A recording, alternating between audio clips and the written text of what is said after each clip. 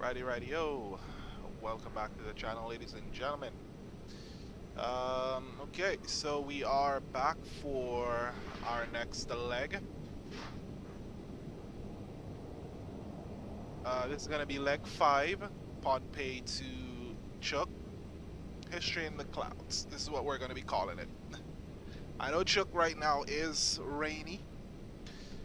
There's the runway is intended to be a little bit wet for today. We're back in our 737-800 and GX from PMDG. We're in the United Airlines delivery. This is the United regular scheduled routing, United 154. We're also on VATSIM, and from the VATSIM thing, I do see 3 other guys doing this same exact route. Looks like they're headed over to CHOKO, and then they will be headed over to Guam. We're not flying together with them, so we are going to ignore them in terms of their flights. It's pretty early in the morning. I'm just waiting for them to check out our engines, make sure that we got enough, we topped off our oil, check our brakes. I've already gone ahead and did a walk around of the aircraft, checking out our brakes. They're coming around here and do, a few basic checks and verify everything is all set for us to go, checking our all our fluids in the aircraft and making sure that we are all serviced. Now, I am hopping on a little bit earlier. It's about 5:30 in the morning here in Pohnpei, and it's pretty early start. We're gonna try to get out of here as early as possible. So today is gonna be a pretty wet couple of flights. So we have only 2 more legs, which is from here to CHOKO, and then from CHOKO over to and then that's going to be our last leg, which from CHOKO over to Guam. Then we will attempt to see if we fly the route back, and if in the event that we are able to hop the routes a lot further out, then we will go ahead and do that. However, I know that our final legs are going to be from here to from Pohnpei to CHOKO, and from CHOKO to Guam, and that's going to be basically what we're looking at. Now, here our runway is indicated to be wet. There was a little bit of rain earlier on today, before we got to the aircraft, so the runway is wet, although it does not look it. We are going to agree that the runway is wet. Now, again, we do not have the short field package. We do not have the performance improvement package aboard this aircraft. I'm keeping it as is, as we got it. So it's basically testing out the aircraft to ensure that it is able to perform these routes before making the necessary modifications, and seeing what its performance is like. Now, the aircraft again is able to make it into these airports with me behind the helm, which is very cool. We were able to stop on multiple occasions.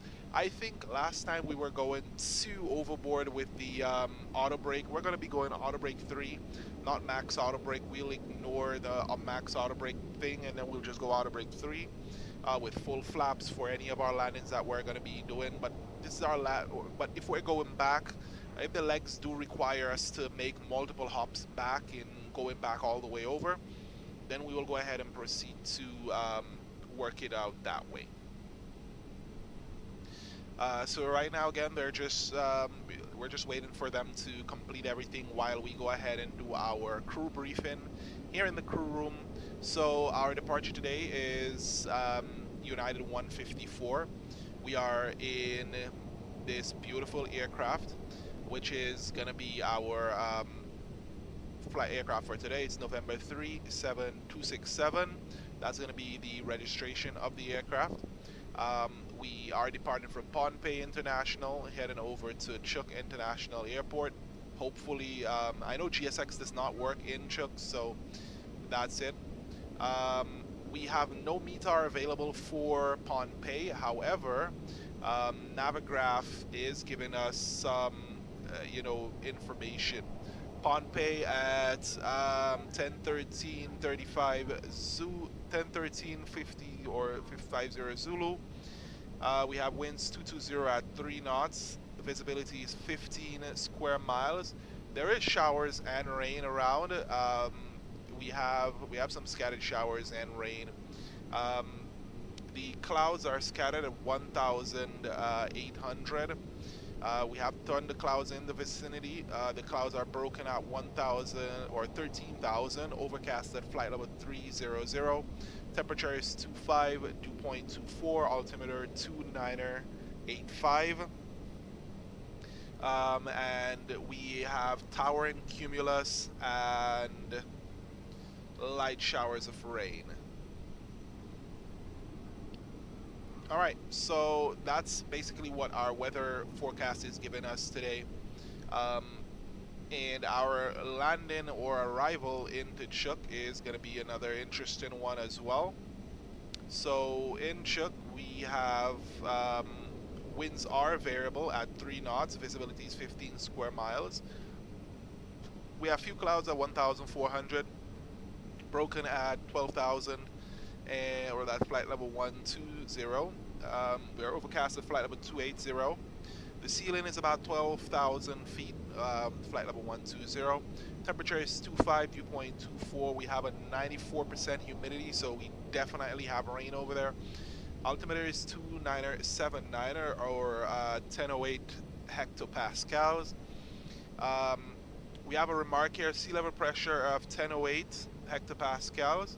Hourly temperature of 24.6 degrees and a dew point of 23.8 degrees Celsius. 6-hour maximum temperature of 25.7. 6-hour minimum is 24.6. Decrease then steady or decrease then decrease more slowly of 0.8 hectopascals in the past 3 hours.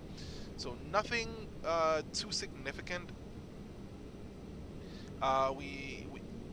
We are expecting for the weather to be a little bit interesting over there, but you know, everything should be okay.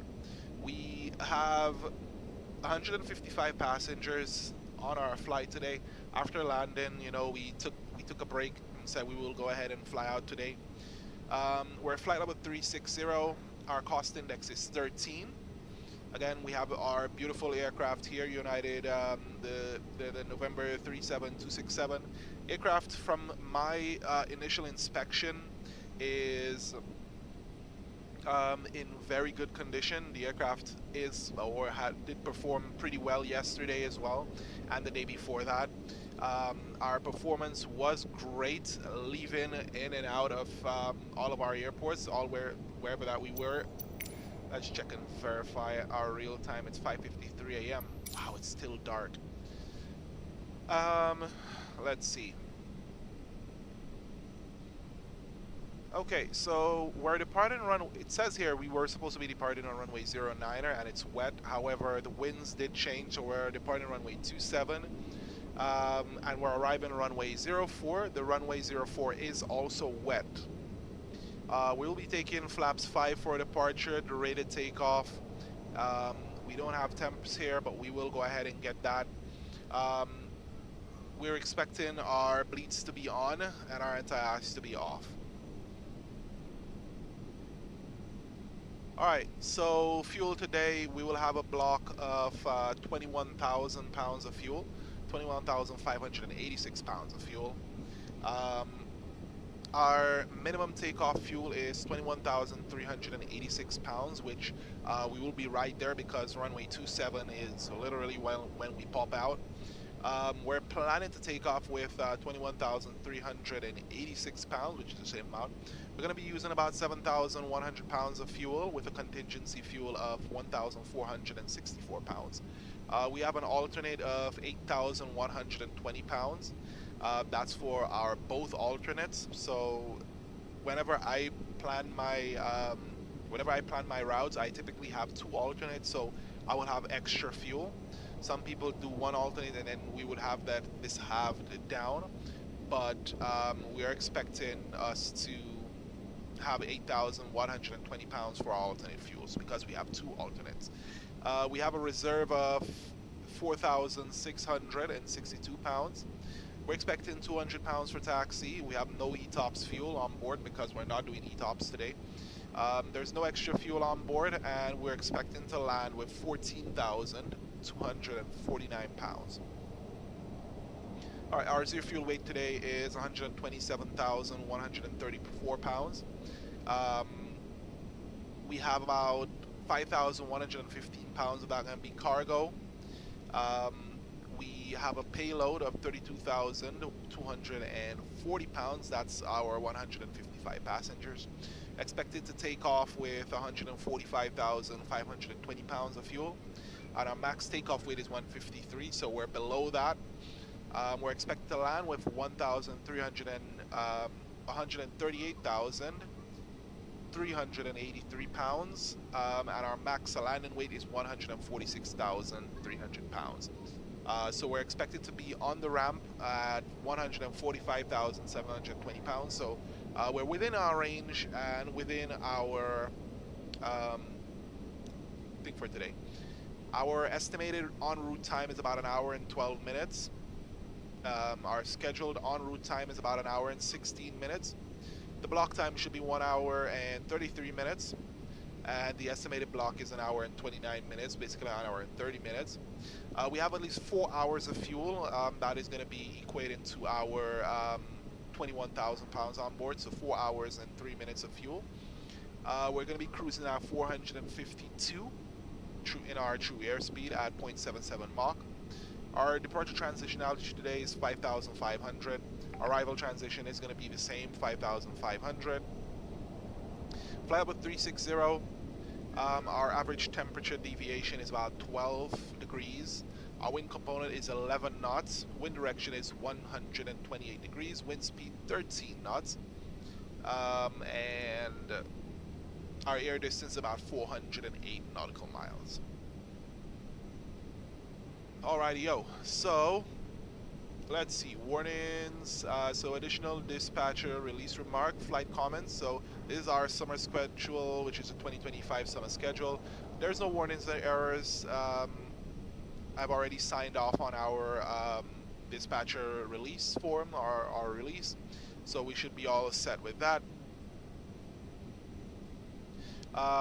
We have no MEL item infos. We're just taking a look and having them, top us off, because we did multiple flights and then we did not do any top offs or anything like that.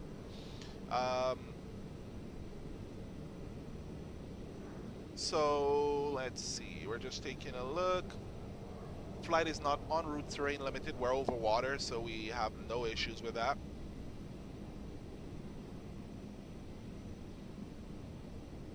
Okay.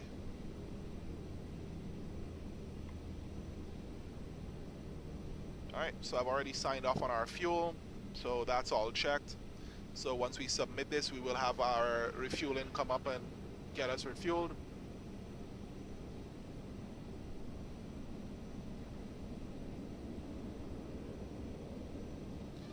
While we chillax a little bit.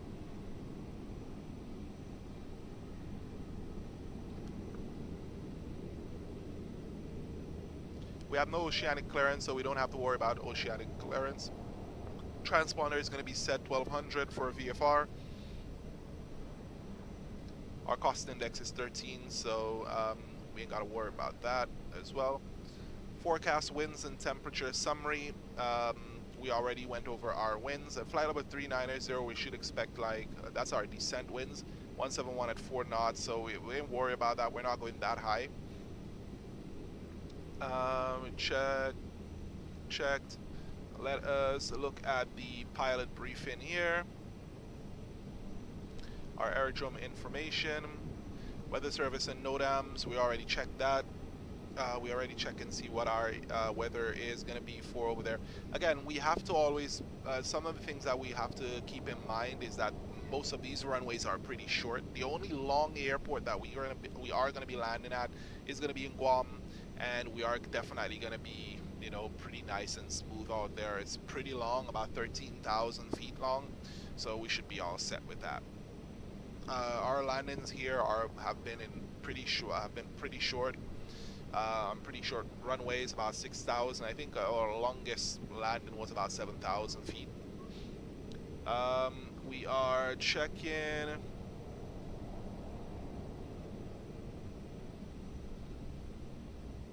All right, so I'm just taking a look at our information here.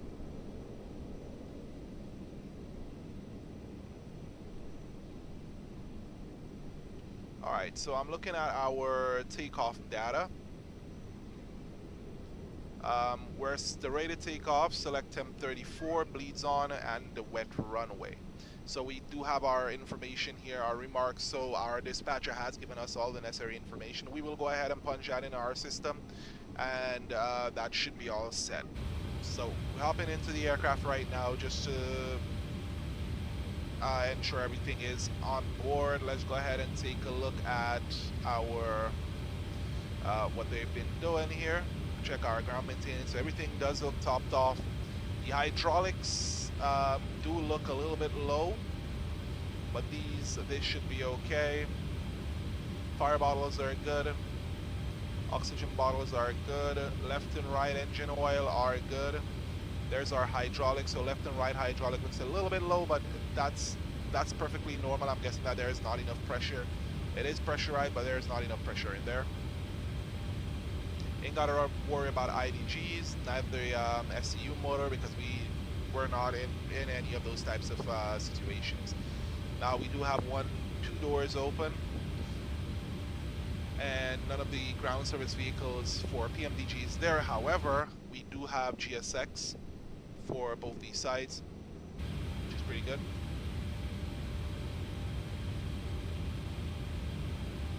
See, we don't have any METAR for this. Let's go ahead and check our departure. Pop up our airport. This is where we're at. And yeah, we got to taxi down all the way. This would be pretty nice if we'd have just taken off. We would have a tailwind. It's not a heavy tailwind, so I think we still can take runway 09er.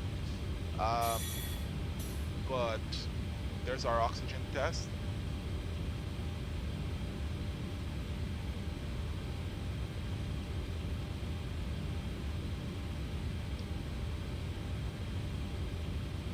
All right. I'm not gonna risk it. I'm not gonna chance it. That's definitely not gonna be me to chance anything here today. Again, this aircraft does not have the performance improvement package, and also we do not have our short field package. So taking off and departing on this runway, we're gonna need a lot of power out of our aircraft. So I'm not gonna chance it and say, hey, we're gonna take the tailwind option, where it's just pretty quick and then we're gone. I would much rather burn off some of the fuel, get around, and then take off with max toga, and then we're out of here.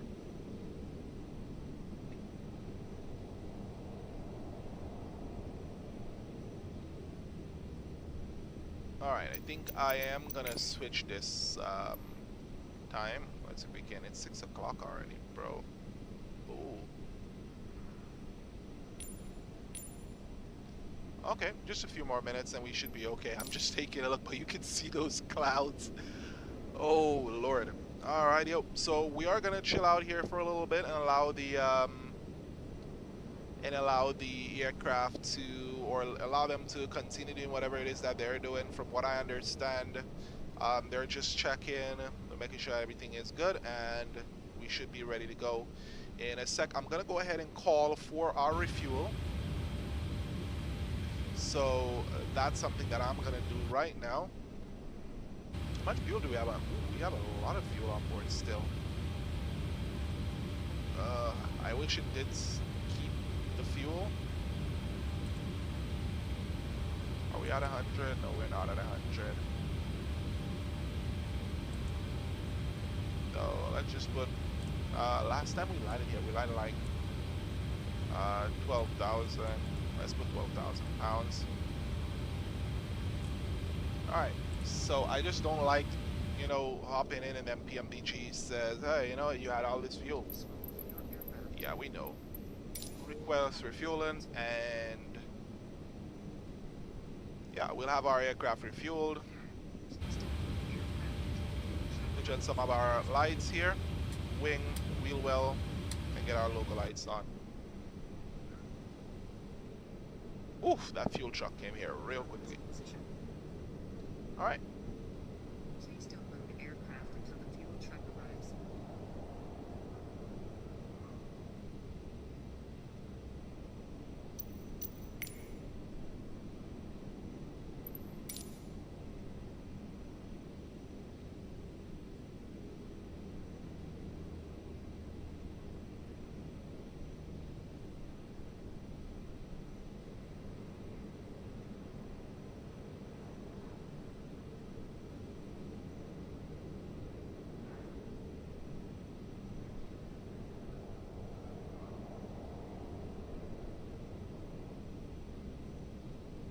And you can hear the wind blowing out here. It is high winds. Well, not really high, but because we're up our location here, you can hear the winds coming off of the mountains out here. We do have mountains over here, but you can see the sunrise starting to crest over the horizon here. A lot of the guys that took off would most likely have been able to, or did arrive. Yep, it looks like they did arrive. No, they're on approach. So they most likely are going to be landing in, like, if they did the correct thing and did not just put up their stuff, then they would have landed, you know, right as the sunrise crested. So, pretty cool. All right, so we're just taking fuel. We're just catching fuel, and then we should be on our way. We should start our boarding and all of these stuff after fueling has been completed.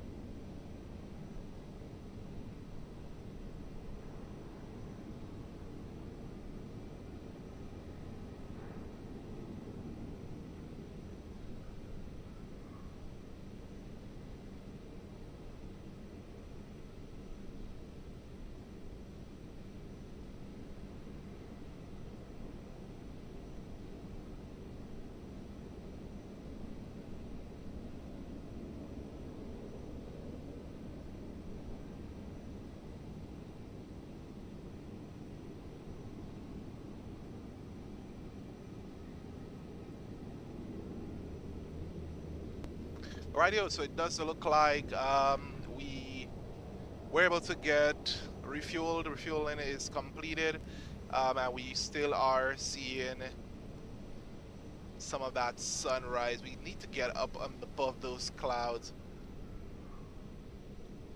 So we will be departing shortly. Let's go ahead and Is too small for your aircraft. get our catering. Are on their way. We just got to do some cabin cleaning and so on. And there goes the catering, just going straight through the aircraft, but okay.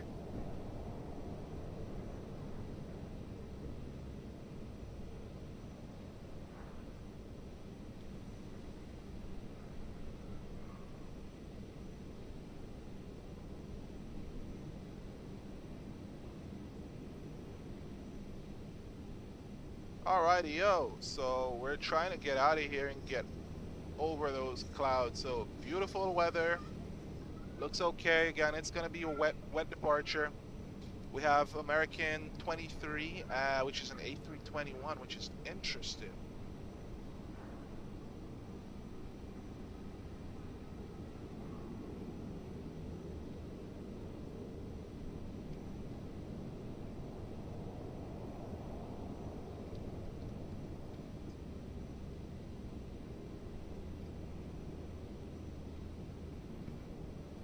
Alright, I was just checking out American. He's just like an A321 to get in there. I mean, I would have expected him to use something like a 737 or a 738 or even a 736. That would be cool, but to each his own. Alright, let's go ahead and prep ourselves for our departure today. We're climbing up to our cruising altitude here, 36. So we're going to set that up here in our pressurization panel. We do have center pump fuel. And let's see, we're going to turn on our dome white light, switch that to the bright light right there. We're going to switch over to 200, switch our transponder to on. Let's Monitor radar display. Go around. Wind shear ahead. Wind shear ahead. Wind shear ahead. All right, there we go. We have completed that test. There are a couple of more tests that we have to perform. I'm not really too big on going through testing and so on because those aren't things that I do on a typical I would test it on the aircrafts that do require it to be tested. We're going to pressurize our hydraulics right now. I tested on the aircrafts that do need it to be tested.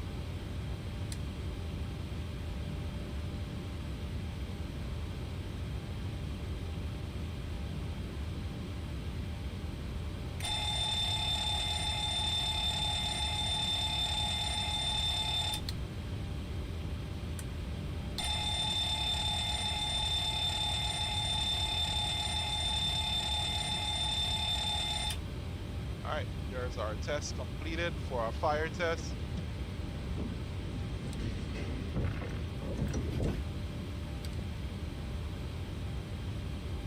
Alright, so our doors are closed. We set our fuel use. There we go. Test our lights. Make sure everything is turned on. Yep, there it is. Everything is working as it should. Perfect.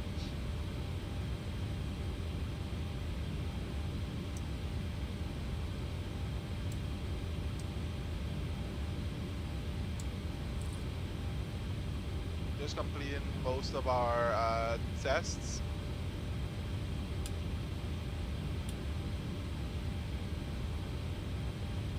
Glide slope. Pull up.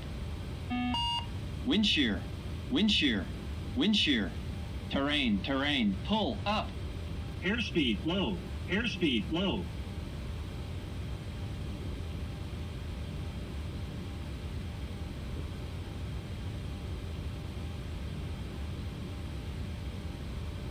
so we're just completing our system test.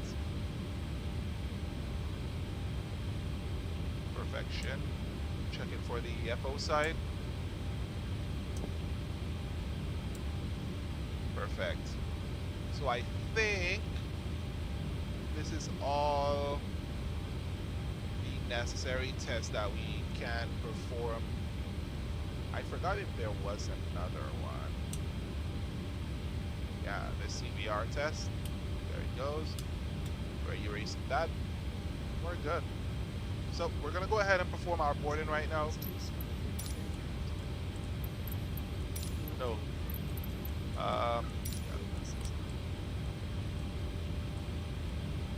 Alright, so it's entering the 0 fuel weight right now. We're gonna go ahead and program our FMS.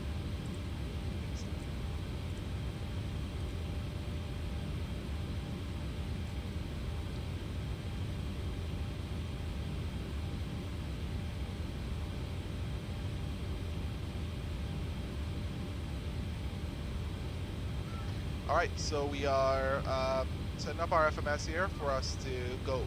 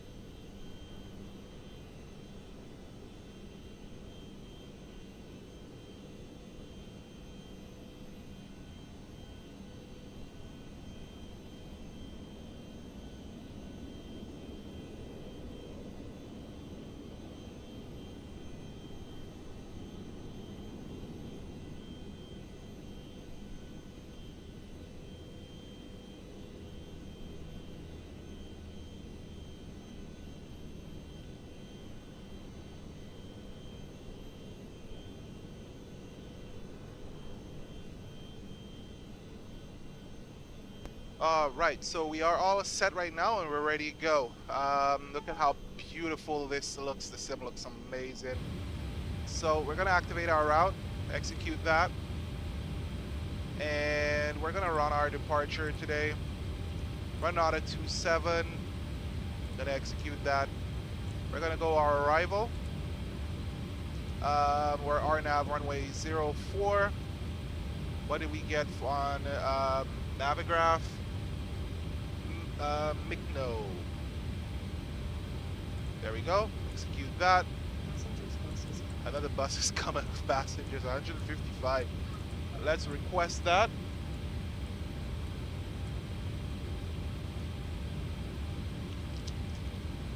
And our performance request is sent out.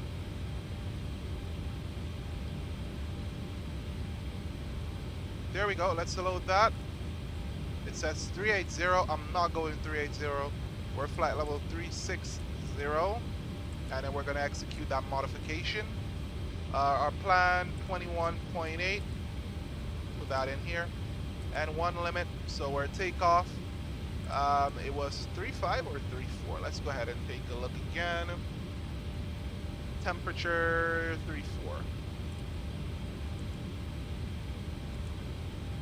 Takeoff.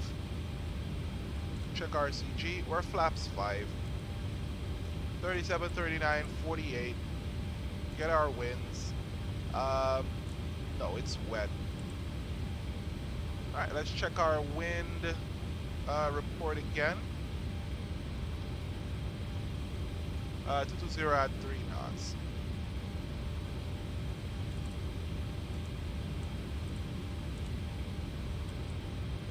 And our runway is pretty much flat, so we ain't gotta worry too much about our runway. Alright, let's go ahead and start our APU.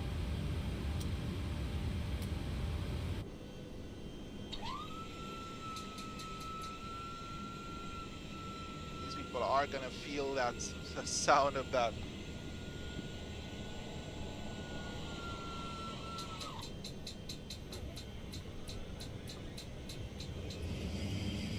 Okay, it's a good thing that they're in before that started to go off. Perfect.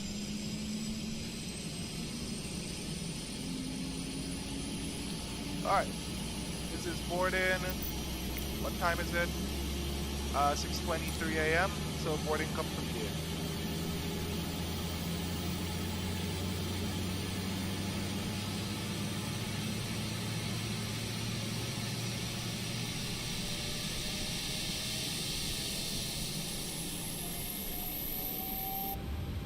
Alright, APU is on.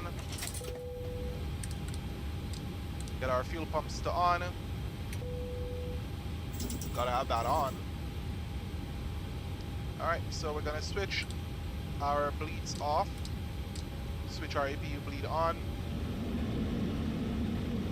That rush of cold air. Alright, let's go ahead and release our connection. Let's go ahead and engage our parking brake, verify that our parking brake is engaged.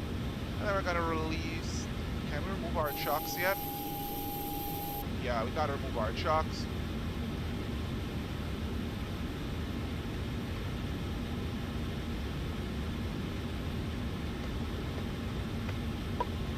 Okay. Now that that is all set,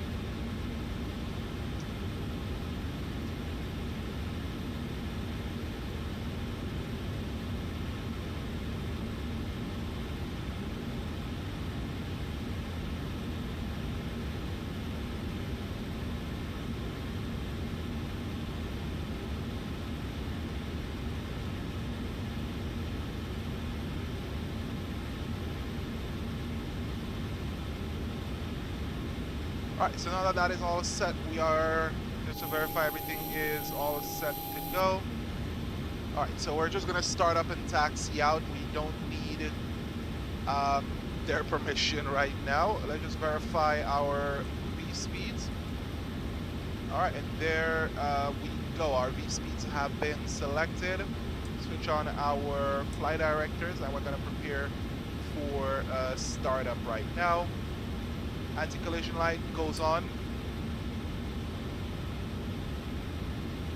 And we are going to go ahead and perform our startup. But before we do that, we're going to switch on our ACARs just to make sure that they know what we're doing. Can't take off without it.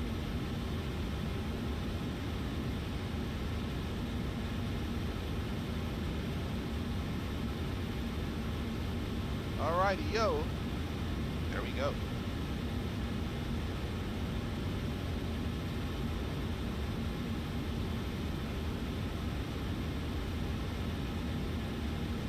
Alright, let's switch over to 2000 right now, and let's go ahead and initiate our startup. Oh, I forgot these. There we go.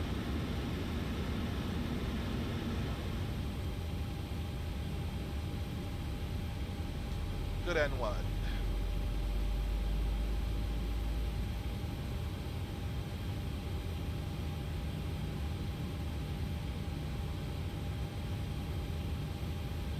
Alright, here we have enough light in here already. Rotation is good. Introducing our fuel.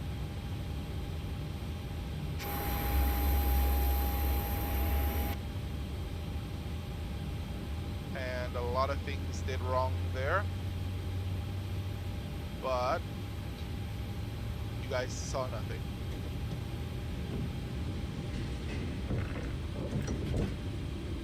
You guys definitely saw nothing. Alright, but it's on our left side.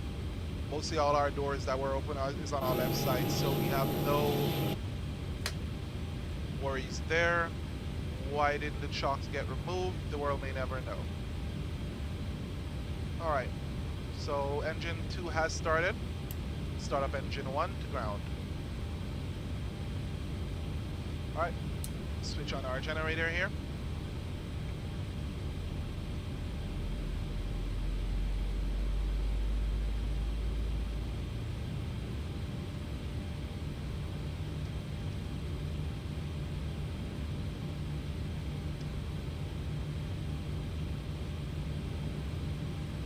Alright, engine 1, good rotation. Introducing our fuel right now.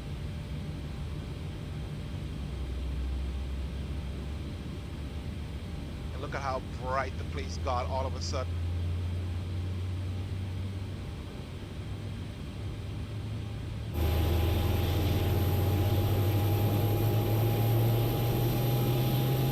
Not sure what GSX did there, but yeah, whatever. Okay.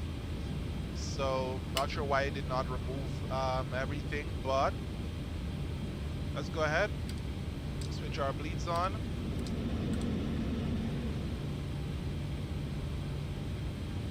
Generator 1 is still on. Turn this off. Switch off our wheel well lights. And we are ready for a taxi. Right now we're going to select flaps 5. Not sure why you wanted to bother me about the takeoff speeds when we have not even put it in flaps 5 yet, but okay. Let's check our runway heading, because we are going to be climbing out via runway heading.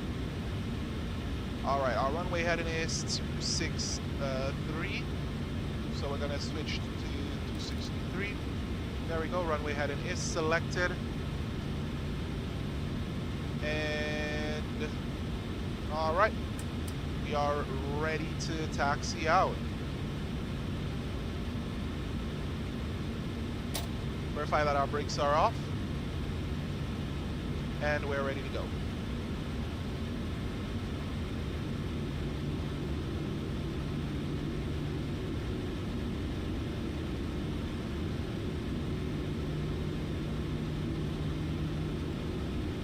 Pohnpei traffic, United 154, we are taxiing to runway 27, Pohnpei.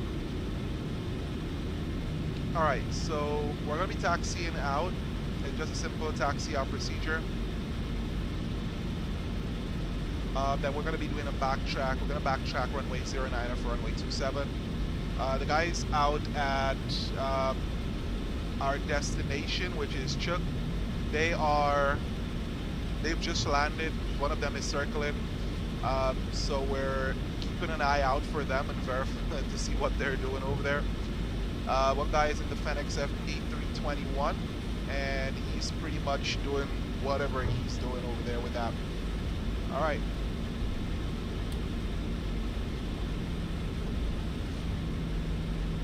Pohnpei traffic, United Approaching 154.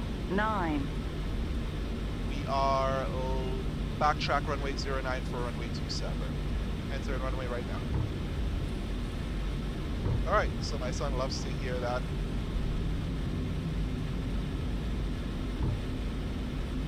All right. On so, runway 09. 1,600 meters remaining. All right, let's see how we get out of here. Let's go ahead and switch our lights on. And everything else is set and ready to go.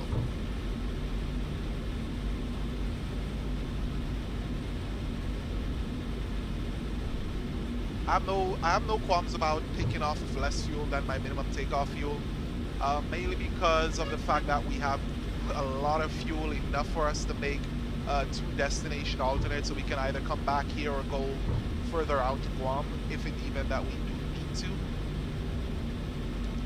But it's always good to know that we do have the extra fuel. We have at least 8,000 pounds of alternate fuel, or 8,000 pounds extra, so that we could go to any one of our alternates.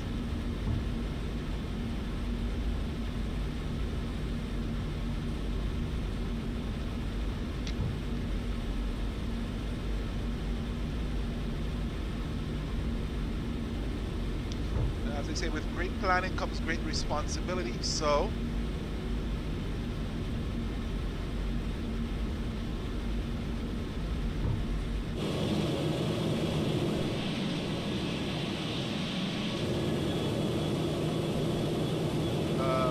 is that supposed to be something for helicopters? Then why would you put it there to cross the runway, which is interesting. Okay. But our departure today is going to be pretty nice.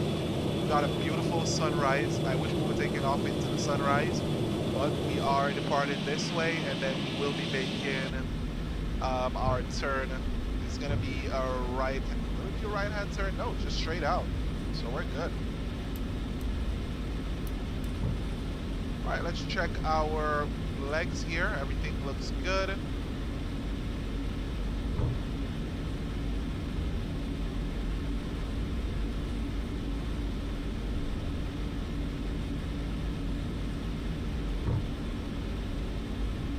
Alright. Look at how beautiful the place looks.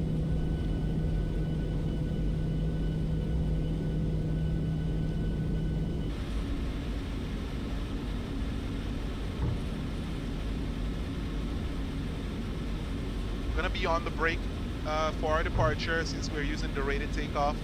We're gonna be on the brake for a few seconds while the engine spools up, gets up to our takeoff thrust setting. Once the engine stabilizes, we're going to release the brake and we're going to roll down the runway at V1. Going to be checking for any abnormalities.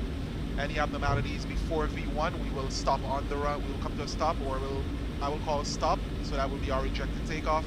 We'll stop on the runway and we'll try to diagnose or exit the runway where able.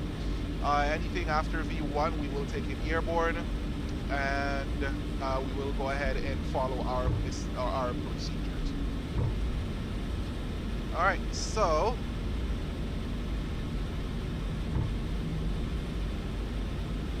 Approaching 27.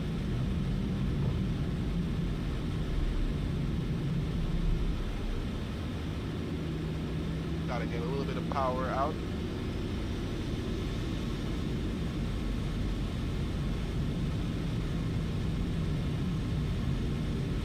A little bit more power, so that we can get that turn.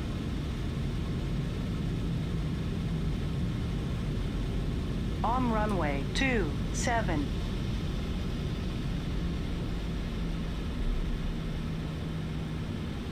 All right, so we're gonna call and let them know what we're doing. Auto thrust set to on. Pohnpei traffic United 154, we're departing runway 27, climbing runway heading up to flight level 3. 60 Pohnpei.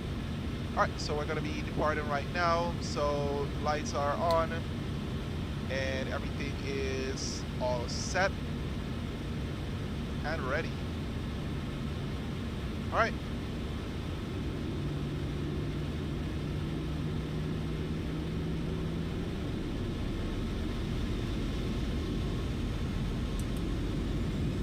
Alright, set and take off thrust.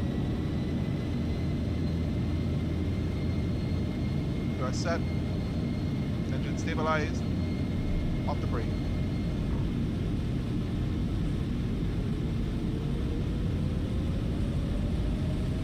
Airspeed alive. Check. 80 knots. Check.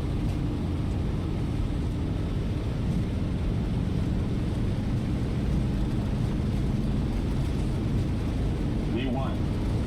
Rotate. V2. Positive brake. You're up.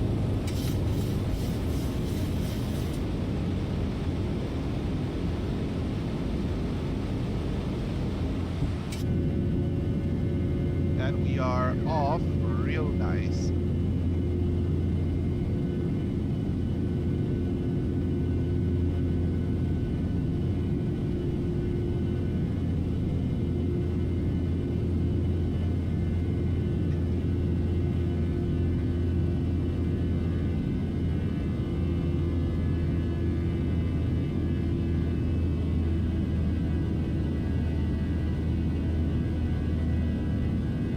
Up through the clouds here, and we're at acceleration.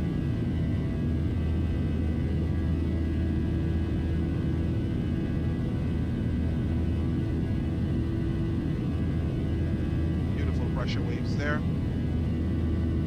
And wing condensation.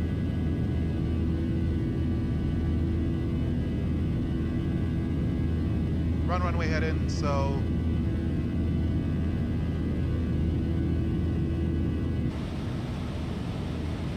with the low airspeed. And then we're all set. Let's go VNAV. Run LNAV. And let the aircraft do what it needs to get out of here. Alright, so we're going back in our seat at the back here.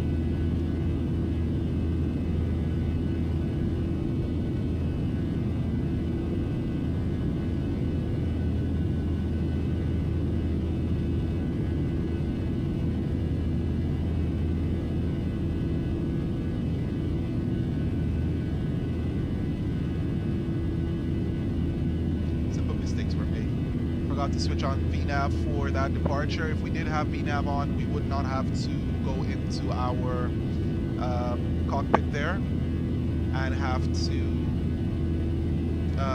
disengage and re-engage the autopilot.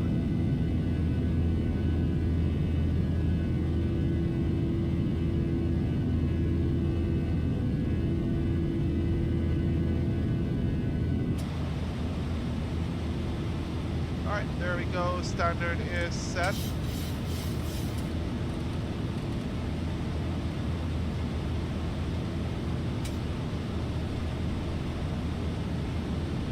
Alright, let's get rid of that. Let's get rid of this. Alright, everything else looks good over here. And our climb out is... Okay, we're up 360. Alright,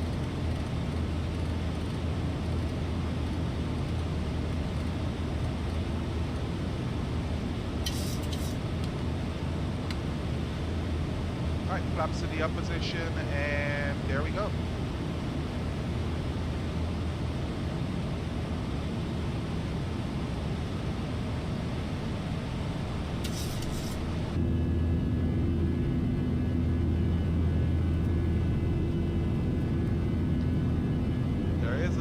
Turbulence here and there, because as you notice, the aircraft is kind of porpoising a little bit. But look at the weather leaving here.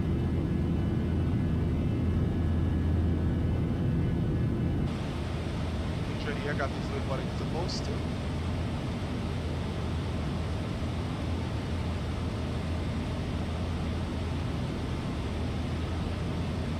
Alright, 10,800, we're prepared to switch off our landing lights.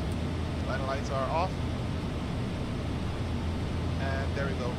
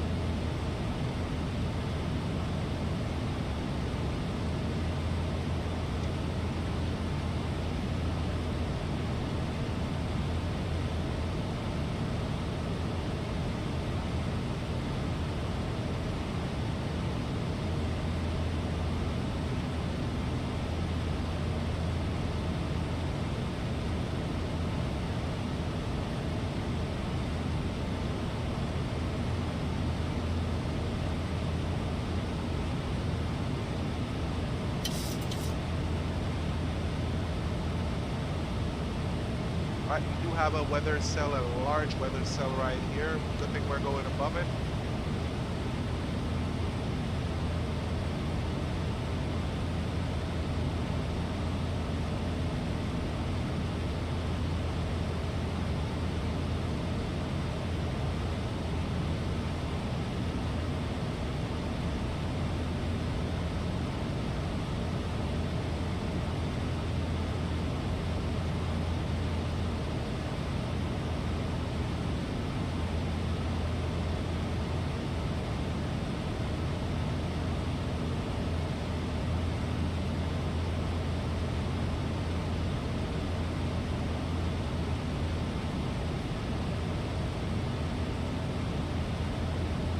Alright, so I'm just speaking with the other guys who have departed out of here. They are doing the CHOKO route as well. So pretty cool. We may meet them up. Never know what can happen.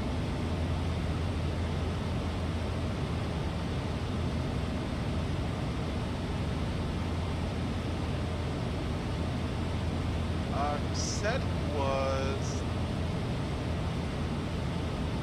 out there. I wonder if I can see him. Flight center.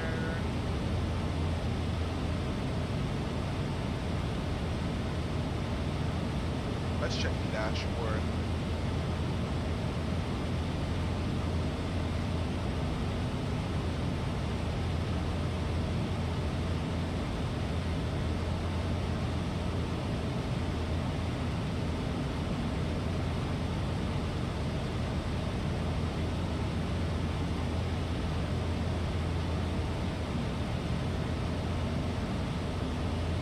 Okay, so he is on something totally different. Okay, so he's on a different United, which is perfectly fine. We're all good. But he is on his way out there, so that's all cool.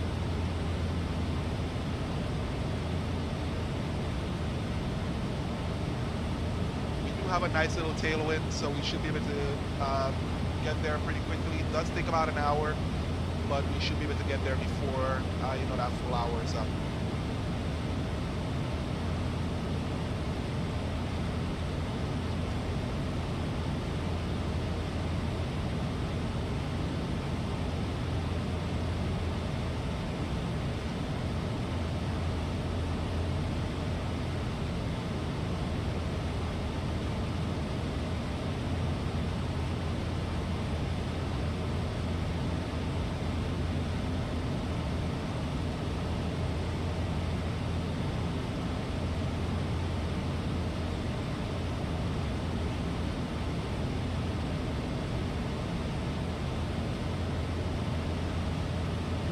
Alright, we're at climb out. This a little bit. Check our progress. 91 nautical miles. So it's basically get up to cruise and then that's it.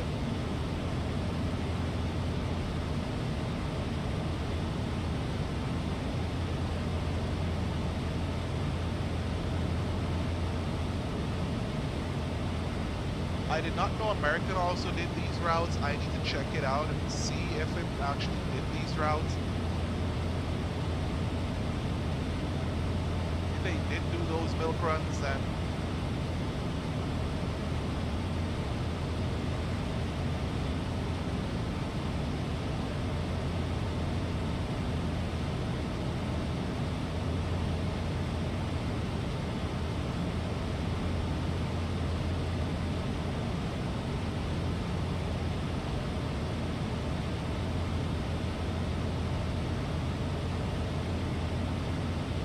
they're leaving for Guam.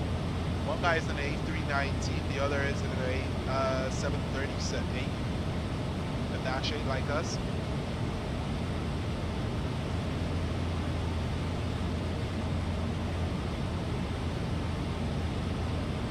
Let's go chill in the back.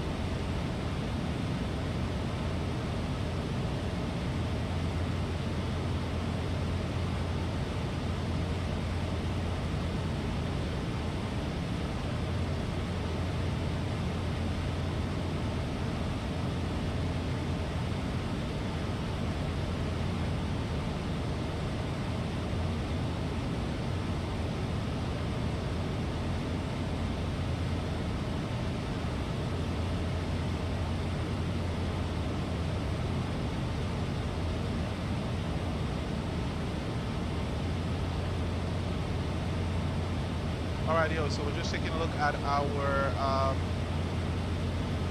thing here, and I completely forgot that I muted my mic.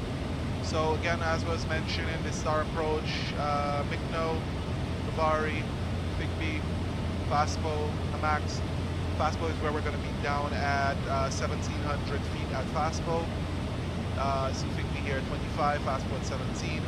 Hamax is where we're going to decide if we're going to go around. So it's climb left turn to 50 or 2,500 feet directly to May and hold. Minimum descent altitude is 420, so that's our minimums. Final approach course is 041. It's an RNAV. Airport is 10 feet in elevation. Transition altitude 5,500. This is RNAV GNS or an RNAV GPS runway 04. It was this chart was published 4th of March 2022, 12-1. We are taking 420. Runway is decent, but it is wet. From what I understand, the runway is wet, so we have to keep in mind for that. We don't have the only types of or only obstructions that we have to worry about is on our approach here. We have one area here which is pretty high, well not pretty high, but you know within 1,000 feet, 1,600 feet. And then this here on our right hand side after Hamax, which is 1,182 feet. So when we're going around, we have to always remember no right-hand turns, left-hand turns only after the max. We'll clean up the aircraft and we get over to the max and hold. Or as soon as we hit the May, we'll go over here and then we'll continue our approach. So this here, go around and come back. So we should be all set. We're fine. We're holding a nice little tailwind, so we should be sitting pretty.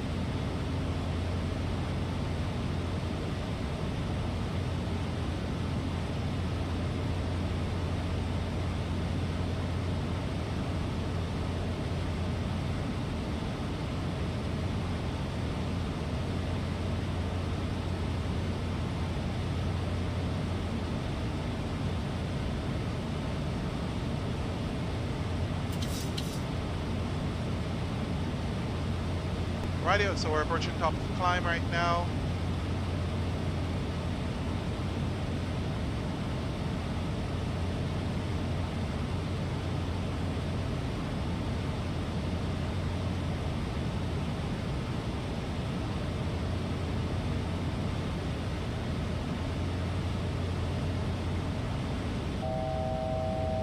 Thousand to go.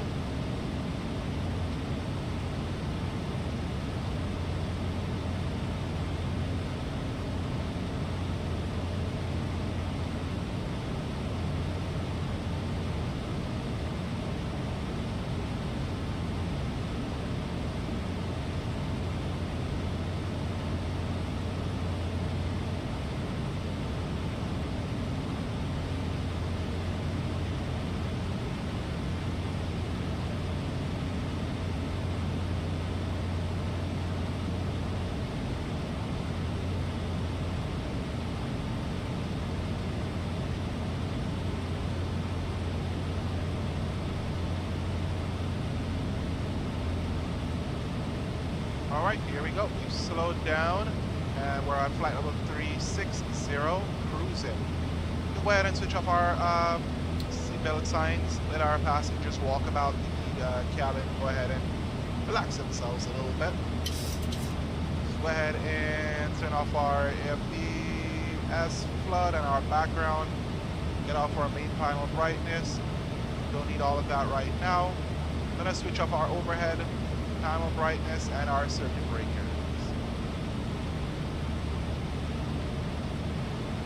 Alright, we gotta switch these off, floodlights off,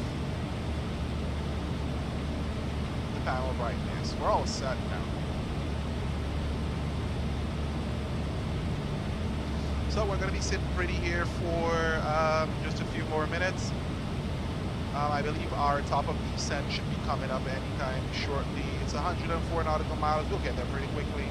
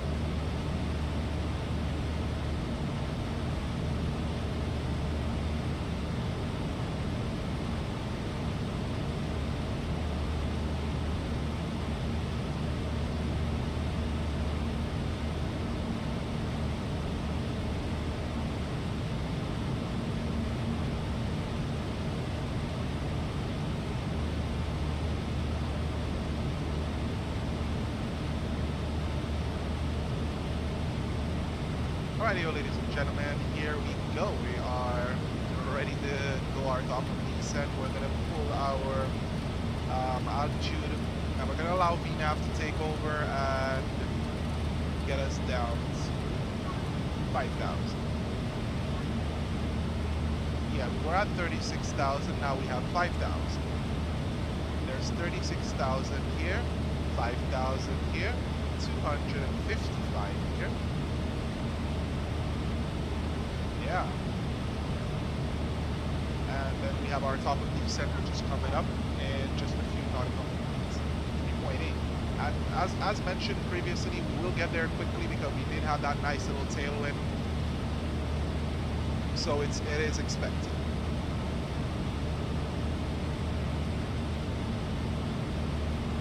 So our aircraft is getting us to our destination quickly.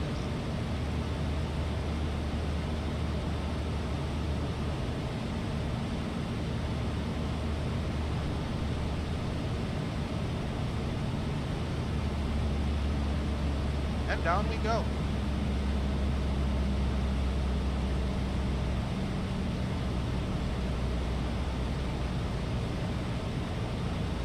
Alright, so we checked retard and we're descending through flight level 350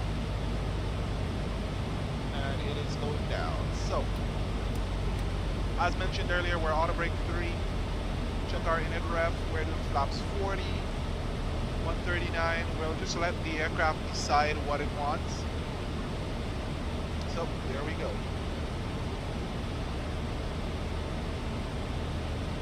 We're going to allow the aircraft to head down.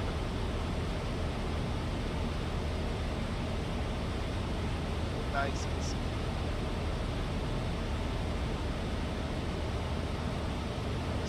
Have a seat. Sit down.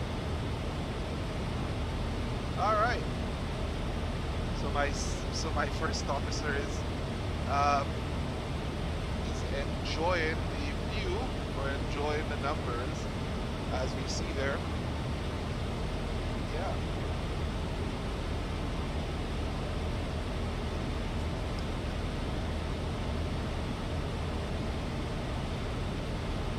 He's out here enjoying the numbers.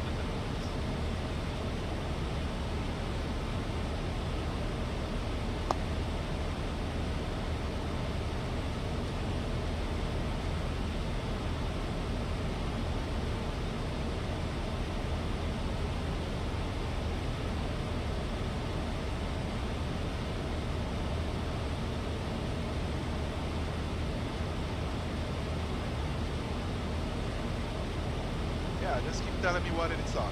32? Yeah.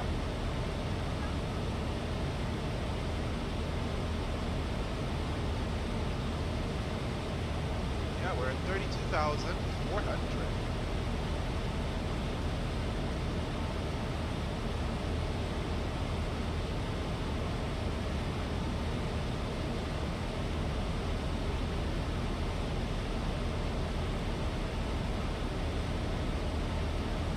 That's 257. Not sure how much I trust him to give me too much information while we go down to land. Where do you see 10,000? Do you see 10,000? Show me 10,000. Because I don't see 10,000 anyway. That's right, 31. Alright, so Michael Valley is getting excited because you see the airplane going down and he's giving call outs.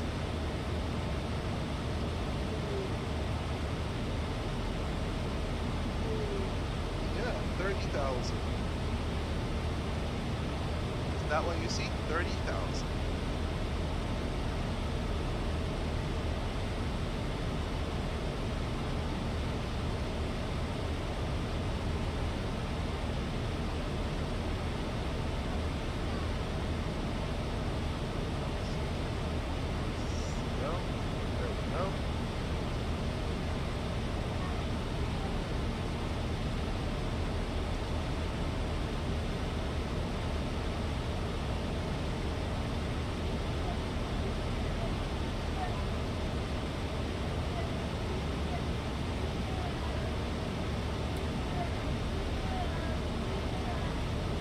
seeing? How much zeros are you seeing? That's way too many zeros.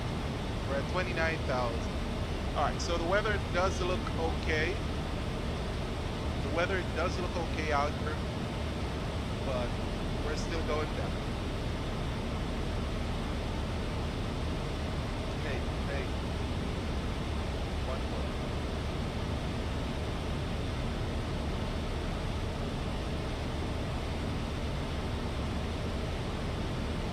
Got one more. Oh, that's the small. Right.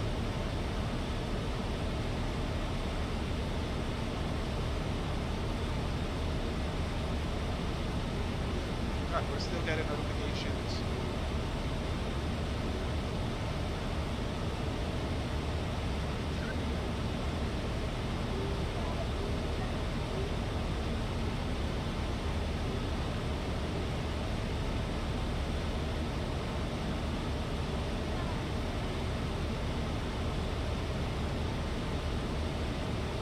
Those aren't zeros. Is it? Good. Alright, so looks like he's taking over the show, so I'm just gonna allow him to take over the show. But we currently are in our new set right now. Should I be zeros? Where do you see the zeros?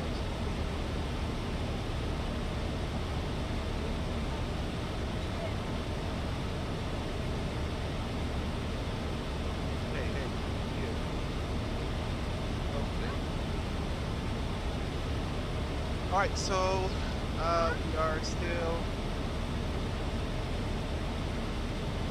we're still having our descent going on.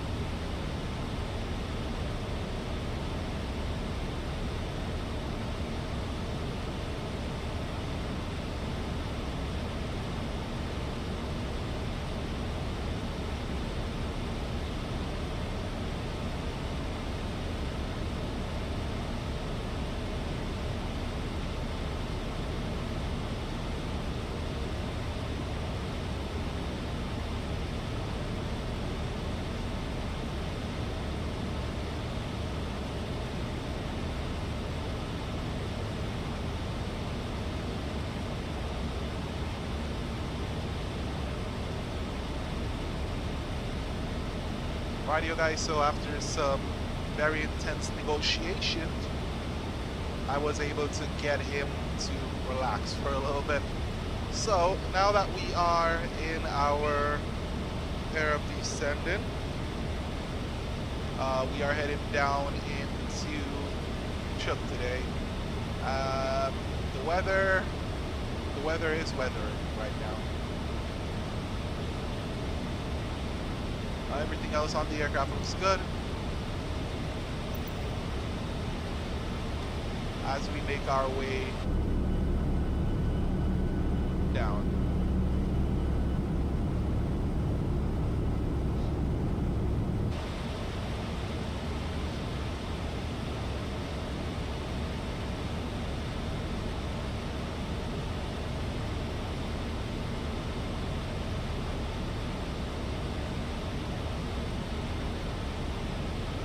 So we're just going to take a look at our STEFF frequency 1 to 3.6. Nope, going down this way. It's the same thing, but alright. Okay, STEFF is set, so when we're ready to call up, we'll call. Alright. Again, one of the things that we have always been plagued with, we can't see some rain. These are basically isolated showers. I can't tell because, I mean, it's how my sim is set up, but you can't see those isolated showers that are touching ground. So that means rain is falling right out here. Right out here. And I believe we are going somewhere around here, so. Alright, our reference is set. Wind correction is set. We're at 139. We have a lot. One of the things that I didn't realize from previous is the auto throttle. We have to disengage our auto throttles for these landings. Mainly because I think the last time we attempted to do a landing with it on, as soon as we came down 50, 40, 30, 20, I kind of held it there for a second, and then all of a sudden the aircraft, as soon as I went into idle, the aircraft just throttled back up into go around, and then go around armed kind of popped up here, and then we just had to follow the go around, because if we did not, and we had to, if we did anything further, that would have caused the runway incursion, and we would have ran off the runway. So we did a go around, we came back around, we landed with no auto throttles on, which was perfect. Our landing after that did work perfectly fine, but with each of them that we had our auto throttles on, we incurred you know, the aircraft automatically going into go around mode or go around state once it did not touch down when it thought it would have touched down. So in its mind it floated, so it just decided to go around mode. Now this is automatic, especially when you have the auto throttles armed. This automatic, as soon as it feels that it's floating, it immediately, you know, goes into go around power, because it does not allow the airspeed to drop below a certain threshold, and then it will go to go around state.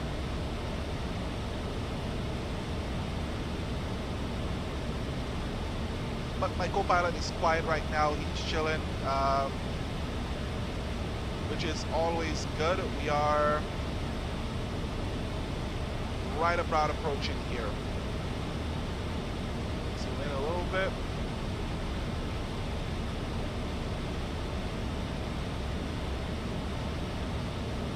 And here we go. Right, prepare our flight deck for arrival. Alright, get our seatbelt signs to on. Notify the passengers that we are about to do some weird things. But we're professionals.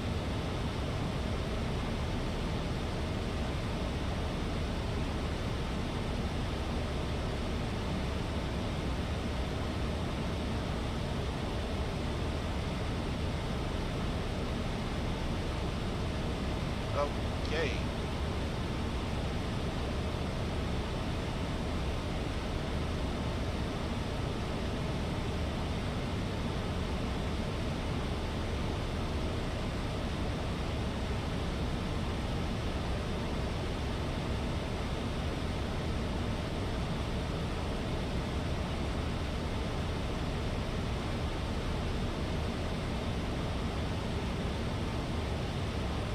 Right, so we are seeing some rains being painted over there. Let's go ahead and switch on our turbulence as well so we can see if we got any turbulence around. But there is rain out there. Let's see if it's over our airport. 40 miles out. Yeah, it's just barely around the airport, so yeah, the runway is gonna be wet.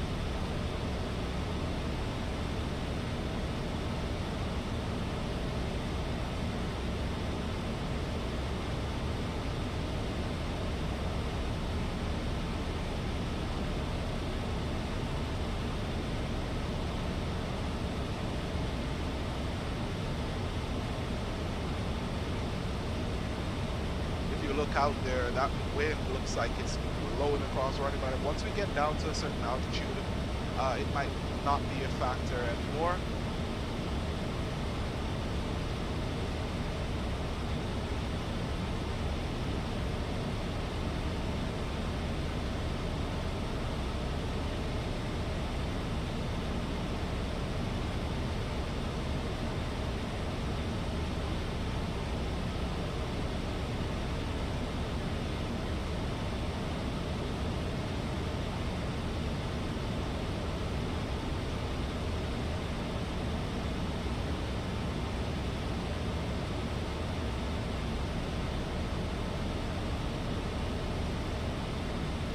Alrighty, so just a little bit of information on our destination here.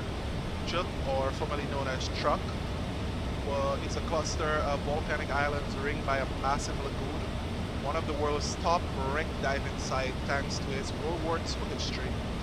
The islands were first settled by Australasian navigators, later claimed by Spain, Germany, and Japan during World War II. Chuk Lagoon was Japan's main naval base in the South Pacific, and Operation Hailstone in 1944 turned it into a graveyard of ships. So here we go below 10,000, and we are right on speed, it looks like, all the way down. So we're just switching our engine modes to continuous just in preparations for any turbulence that we may incur.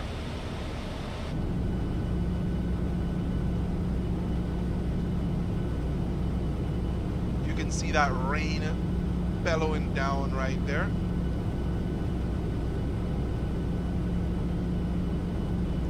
That's basically rain coming out from this cumulus cloud, and it just drops down.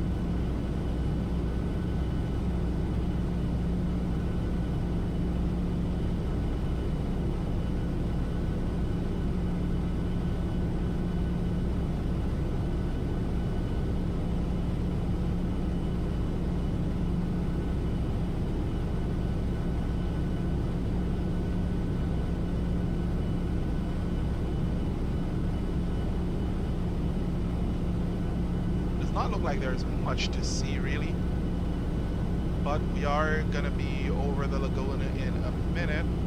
Rain again.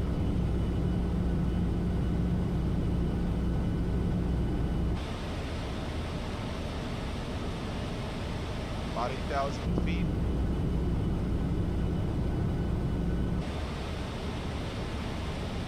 And you can see the cluster of volcanic islands as we pressed into here.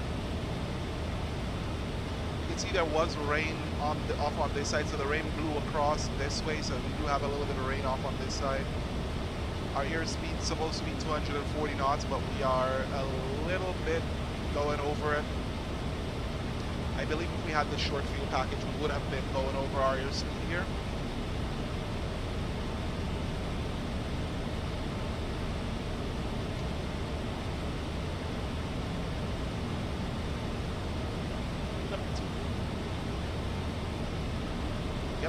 Into his corner. Alright. He's relaxing in his corner. He's okay. Alright, so by my guesstimates, we are headed somewhere around here. Or somewhere here. That's rain right here. Just gotta ensure that we maintain our airspeed as we go in.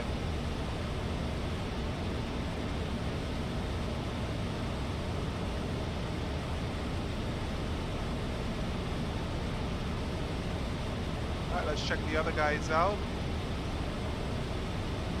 And they are they're on their way over to Guam right now.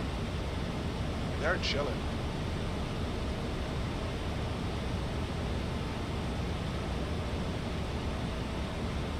They are seriously enjoying themselves today. From what I understand, they said that they were not doing the same thing that I was doing. They were just doing some milk runs and just having fun. But they did not know that Navigraph had something like this. So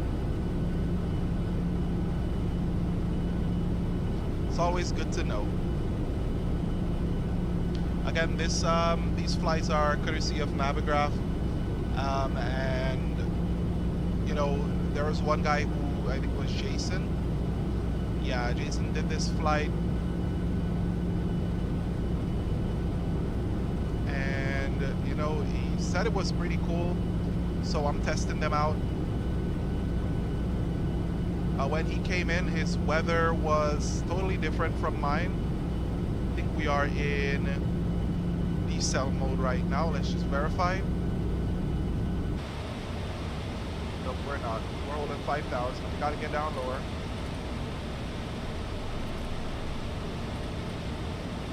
$5,500. Standard off. Check. Alright, so we're preparing for our approach. Gonna arm our approach shortly, and then we're gonna switch over to our STEFF frequency. Traffic United 154, we are on approach for our nav runway 04. Alright, so there we go. They know our intentions, and we are going in.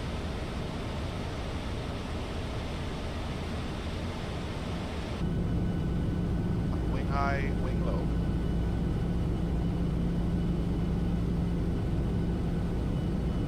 Yeah, there's rain right within our flight path there.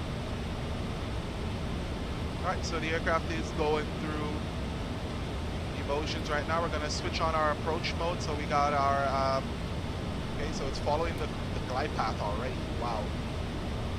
That's quick. Alright.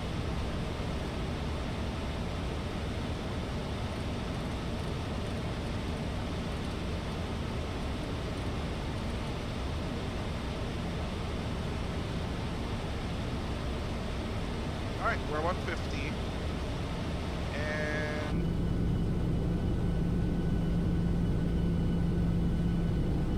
pop off our first degree of flaps.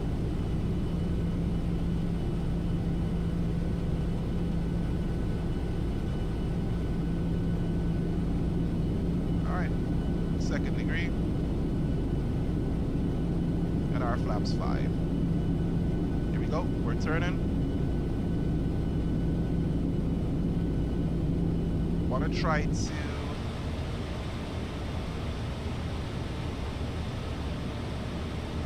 remain as good as possible. So now we're established on approach. Right, we're going to get the gear out so that we can get a little bit of drag, so that we are already on our glide. Our spoilers are armed. We are in the clouds.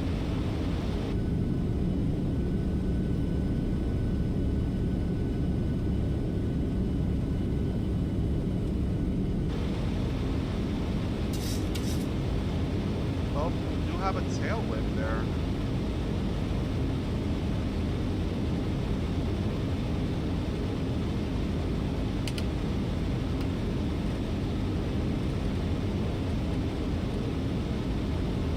$2,500.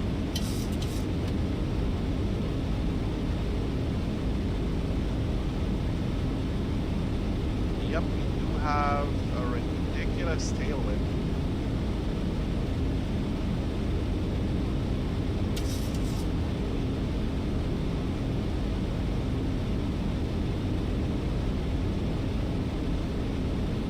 Right, we're in flap relief. The aircraft is not gonna give me all my flaps that I need because, again, the aircraft is, there is a huge amount of, we're gusting back here.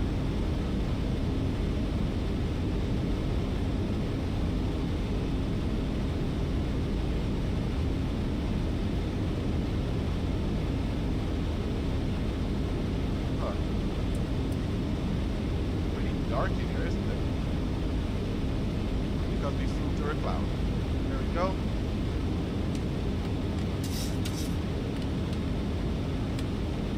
Alright, so our flaps to full. Heat brake to arm.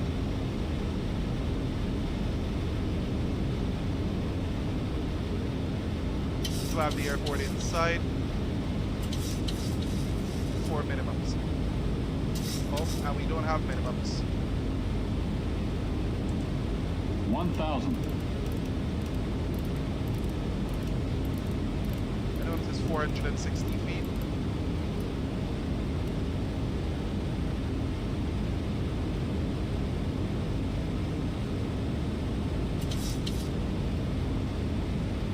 Approaching 1,800 meters available. All right, there we go. Autopilot is off, auto throttle is off. Approaching minimums. Caution! Minimum. Short runway. Short Continue. runway.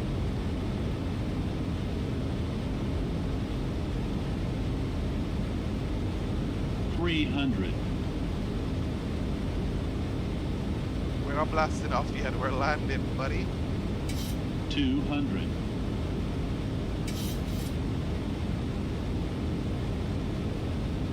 $100. 50, 40, 30, 20, 10.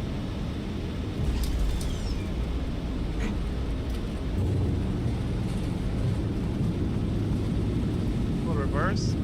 Spoilers deployed. Reverse is green. 900 meters remaining. Off our auto brake.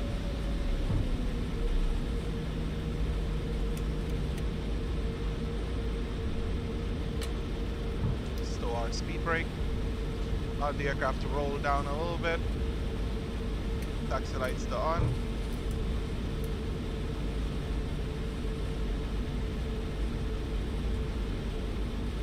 And ladies and gentlemen, welcome to Chuck here.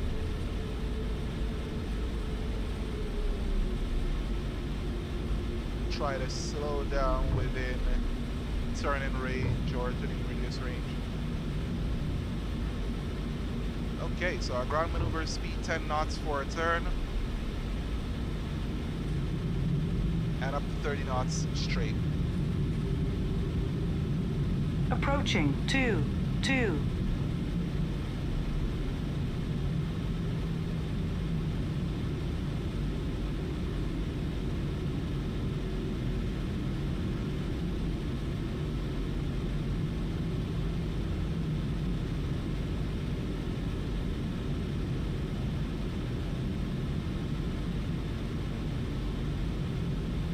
On runway 22. 1,700 meters remaining. Alright, yo. Frenchuk, and we're just gonna go ahead and taxi back up to the end of the arrival here. Let's pop up the airport. There we're at. Coming around here.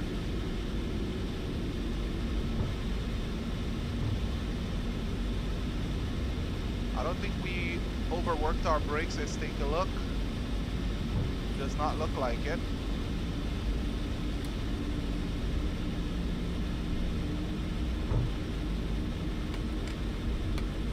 Get our flaps up.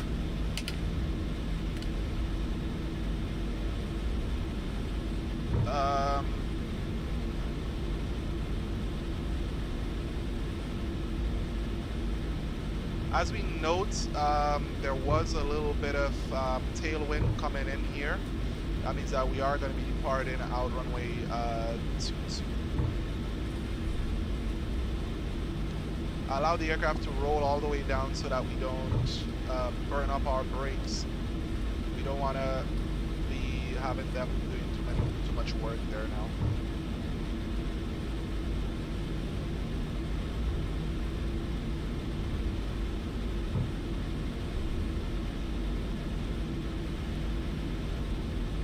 We have GSX?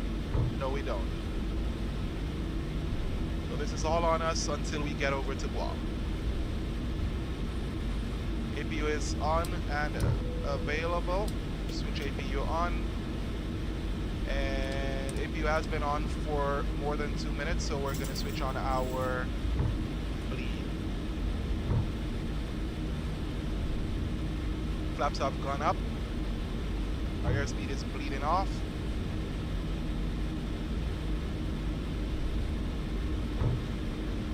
Alright, let's get down to maneuver speed.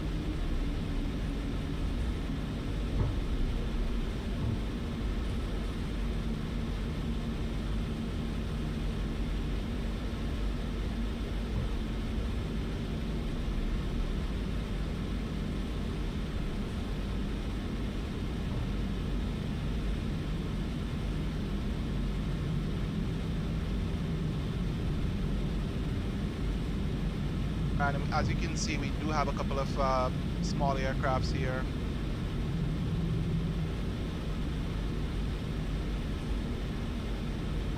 Seeing that we don't have ground services here, we are going to have to park in a location where we are able to turn out.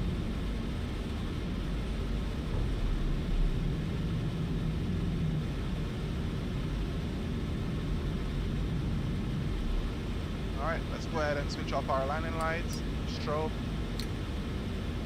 and we're going to continue our taxi.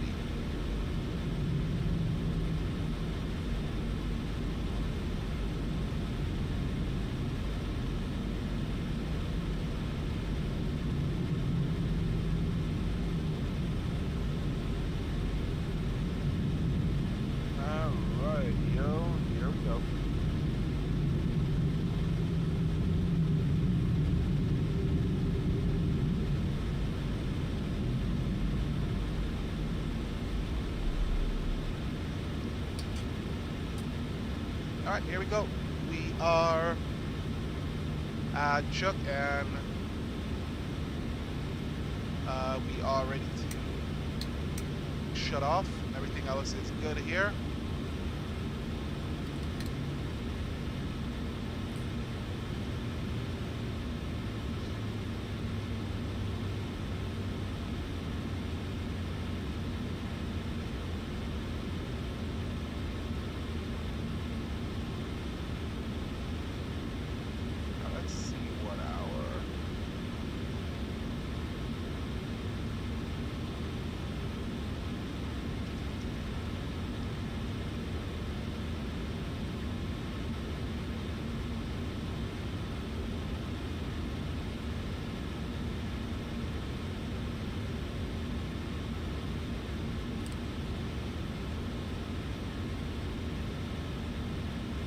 Alright, so our 16 minutes and we have successfully touched down.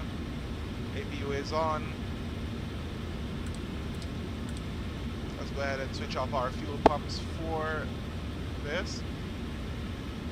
It's a pretty cool airport. They do have GP or ground power, but we're going to keep our APU going.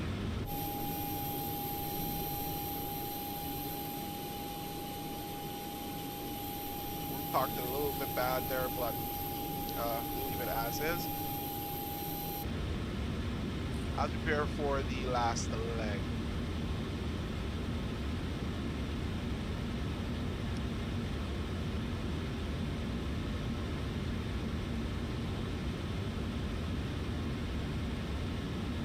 Alrighty, yo, let's go ahead and prepare for our next flight.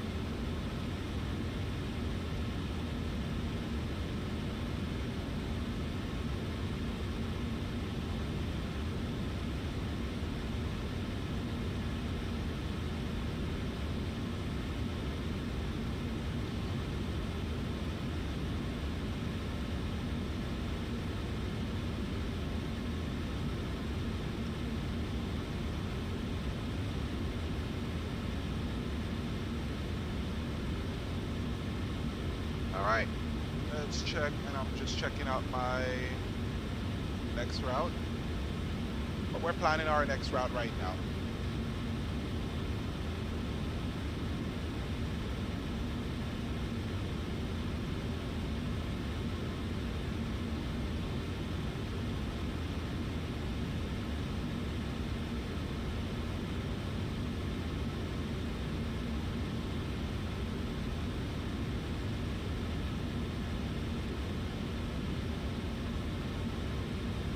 Okay, let's check our advances, and the last place that we're going over to is Antonio B1 Pat International in Guam.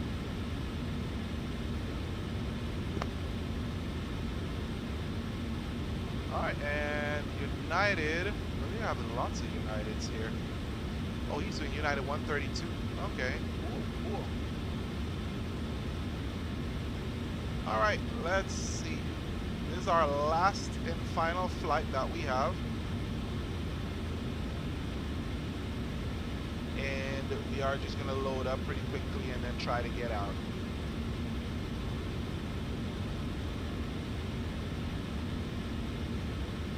We had a 404 not found. You know you want to just prep my flight and get me going. Please, thank you. I'm going to send that information over to Flightsim. File that flight plan, and it's filed. Alright, so if we go back into our EFB and we request new data, there we go. This route is a lot longer, so we are going to go ahead and get that loaded in.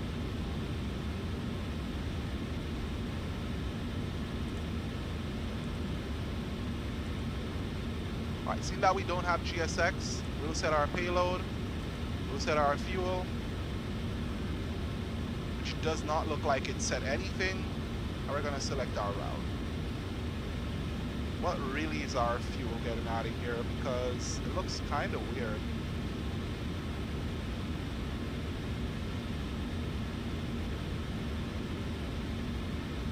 We had more fuel coming over here than we had fuel going over there. Huh, that's interesting.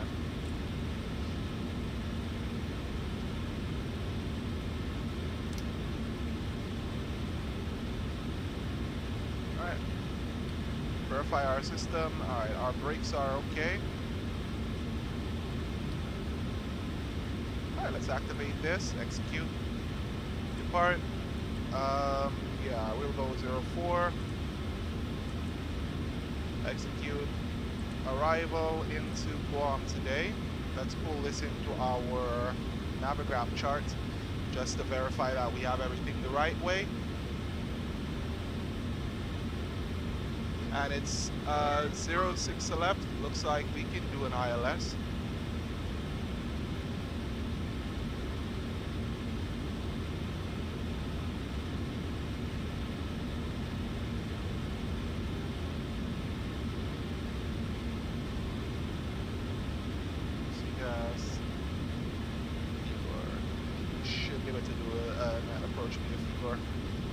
Add that to the route. It's a pretty close and pretty tight approach, but we should be able to make it. Alright, ILS 06 left there. 4, execute, legs, set, and then we are all set. Perf in, request, Whatever altitude they give us, we'll go ahead and take it.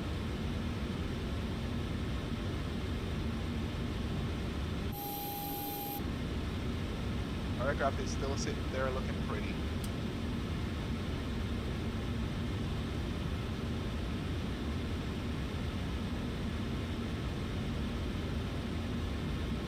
Alright, final trip. Load 380. Okay, flight level 380 is perfectly fine by me. Let's see what they give. Flight level 340 is what they gave us. 17.9. And let's go ahead and check our N1 limit. This is a pretty short runway. Again, we're going to keep it as is. And let's see what they gave us. Go all the way down again so we can get our info. Select M32, the rated takeoff, flaps 5.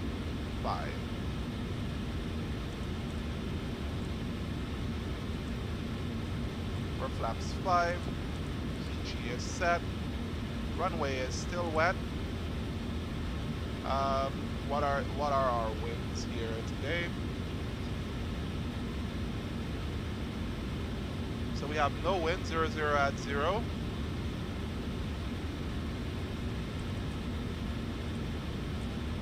Alright, no winds, and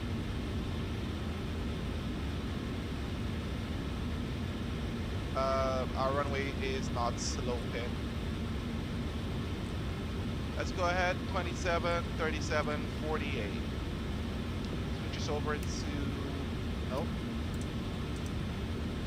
Here, there we go, like that. And we're all ready to go. Ensure that our VNAV is selected. Let's go ahead to our charts. Recheck our departure.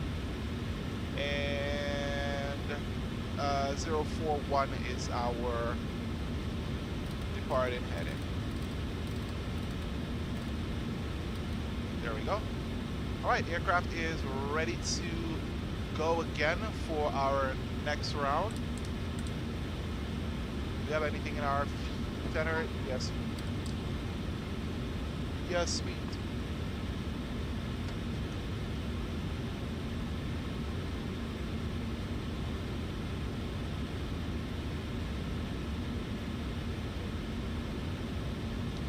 Alright, let's see what else we got here for us going out.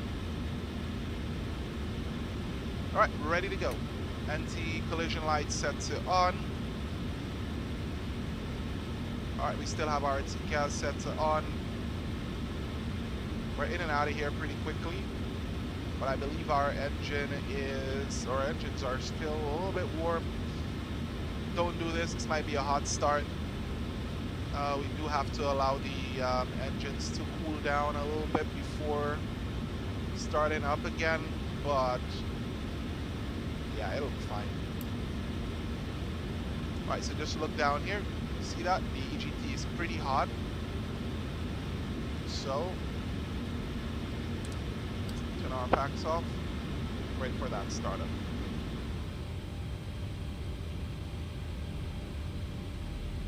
Don't typically want your EGT to be this high when you start up. Oh, let it come. But it should be okay for us. It's not gonna ramp up beyond. Just monitoring our EGT here.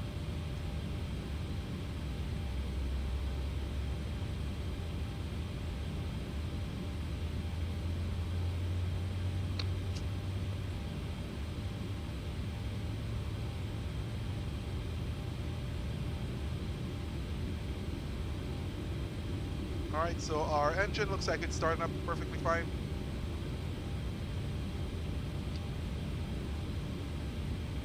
Just monitoring our EGT.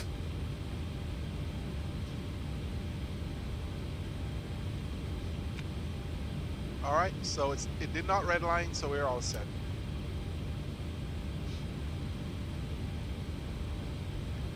Going ahead with engine number 1.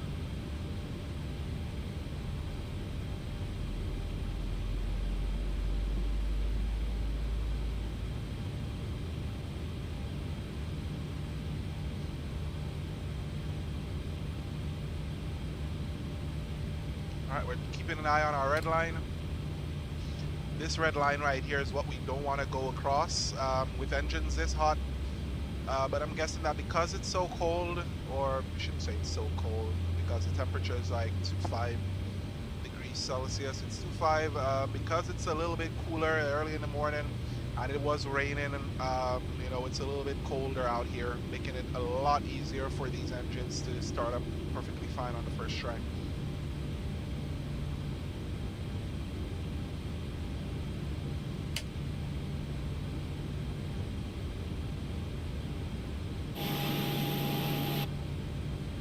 Alright, so engine has started successfully. Let's go ahead and switch our packs back on. Turn off the bleed. And our engine bleed is on. Switching off our APU. Flap select 5. Okay, no respect for people. Alright.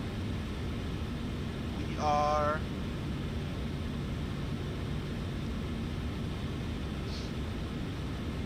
ready to go. Flap select 5. Brakes are off.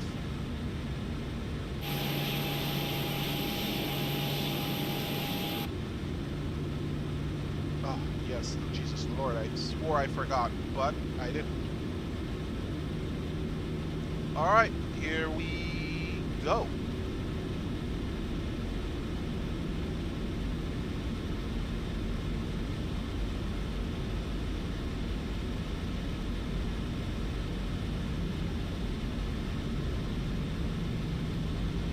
Traffic United 154, we are taxiing to runway 04.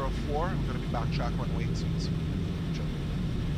Alright, so here we are. We're going to be entering the runway right now. And lights on. Approaching 04. And here we go.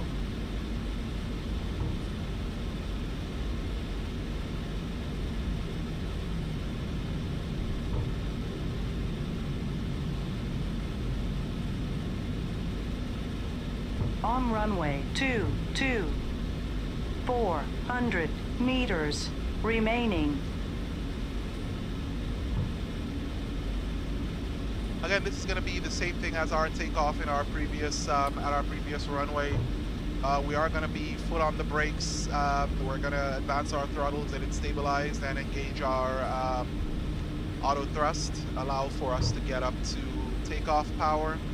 We're going to allow it to stabilize at takeoff power, and then after stabilization, we'll release the brakes, and we'll allow the aircraft to roll down the runway. Again, it's a pretty short runway, so we have to be on our P's and Q's. On runway 22. 0 meters remaining. Approaching 04. Want to turn around on some power.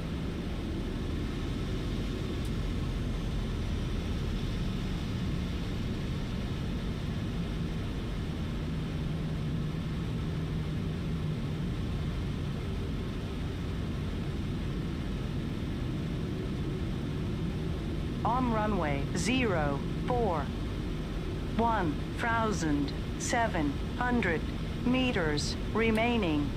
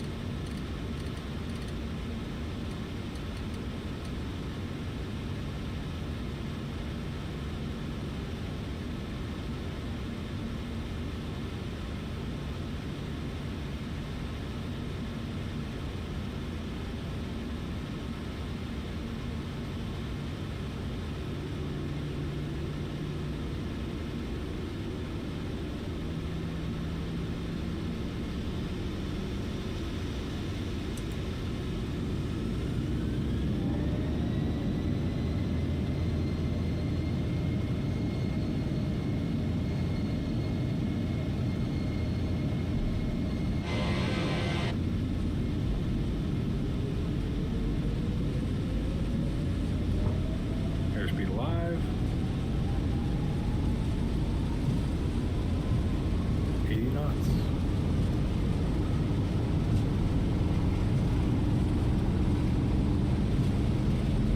V1. Rotate. V2. Positive rate.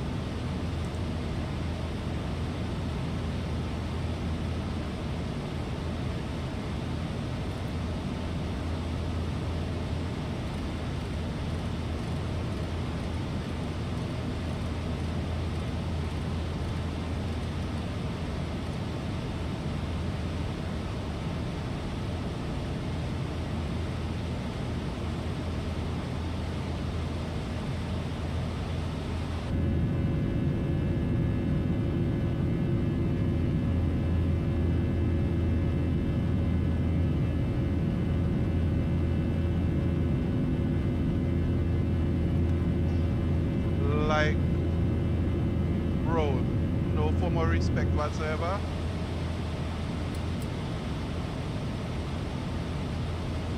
Okay. All right. There was a lot of things happening there. So.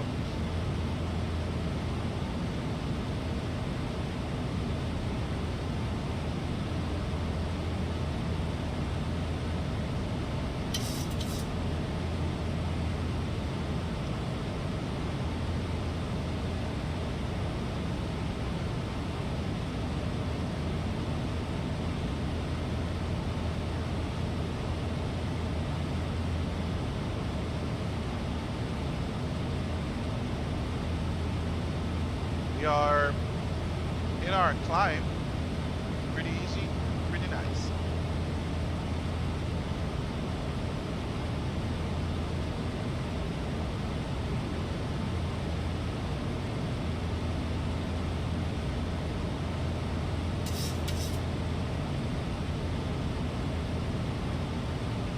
And again, if you guys are just joining us, this is going to be our last leg.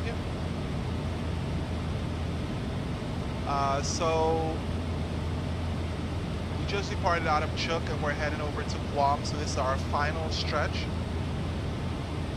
And it's going to be, our flight time is about 1 hour and 40 minutes.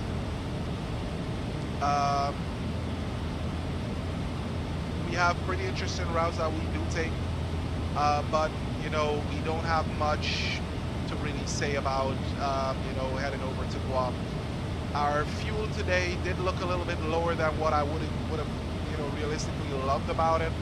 It's a pretty long strip, and we are turning this way.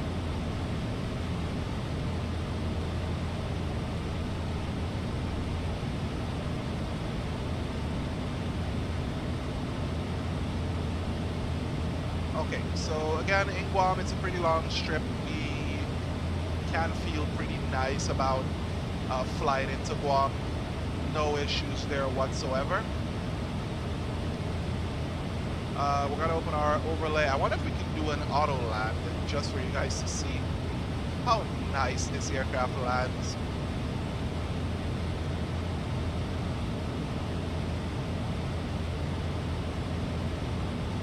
Our transition altitude, surprisingly, is 180, which is very interesting.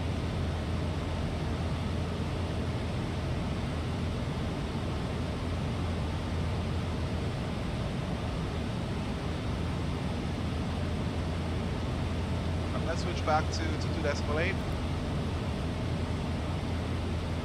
And here we go.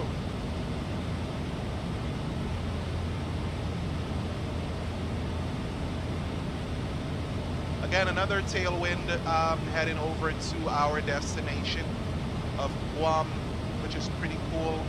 So we won't have to worry about, you know, how fast we get over there. So it would be a little bit faster as we get over there. It's 500 nautical miles out there, and yeah.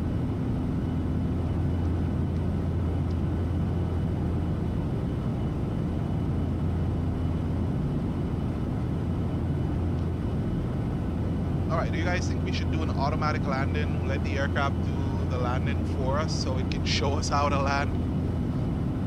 I think that could be one of the most interesting things that we can do.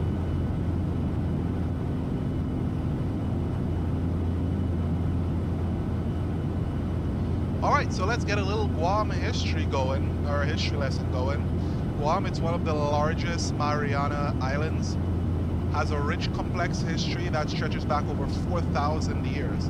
The island was first settled by the Chamorro people, Austronesian navigators from Southeast Asia, around 2000 BC. Their society flourished for centuries, marked by unique cultural practices and impressive stone sculptures or stone structures called lat houses. Now, following the Spanish-American War in 1898, my apologies, Guam was ceded to the United States. The island's strategic location made it a focal point during World War II, when Japanese forces occupied Guam from 1941 to 1944. The U.S. recaptured the island in a pivotal battle on July 21st. Liberation Day is still celebrated annually.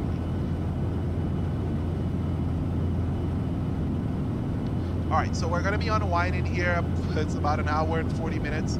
As expected, you know, pretty good departure. The weather, we did have a little bit of rain on our departure, but it still is, or it still was pretty good. This is the only place that we are gonna have an ILS.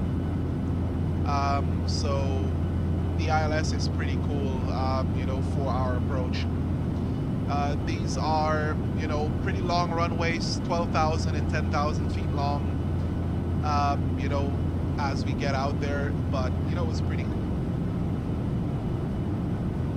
So, we're just gonna sit back and unwind for the next hour and 40 minutes.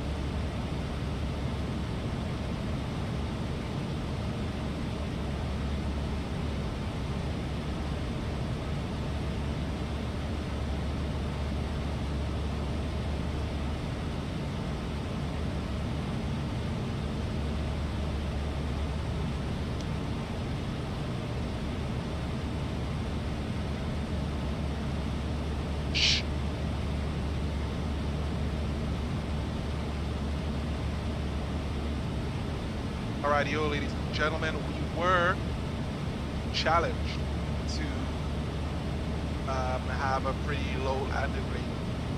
So our friend here, United 132, he made a minus 48 feet per minute landing in Guam. Now, you know, I'm like, you're showing me up? He's like, unless you're up for the challenge. So, but of course, I'm always up for the challenge. Hopefully I can beat that. That's pretty smooth in a 737, to be honest. That is very, very smooth. We have to be on point with we have to be trimmed out properly. We have to fly in pretty nice, and yeah, we'll see how we get there.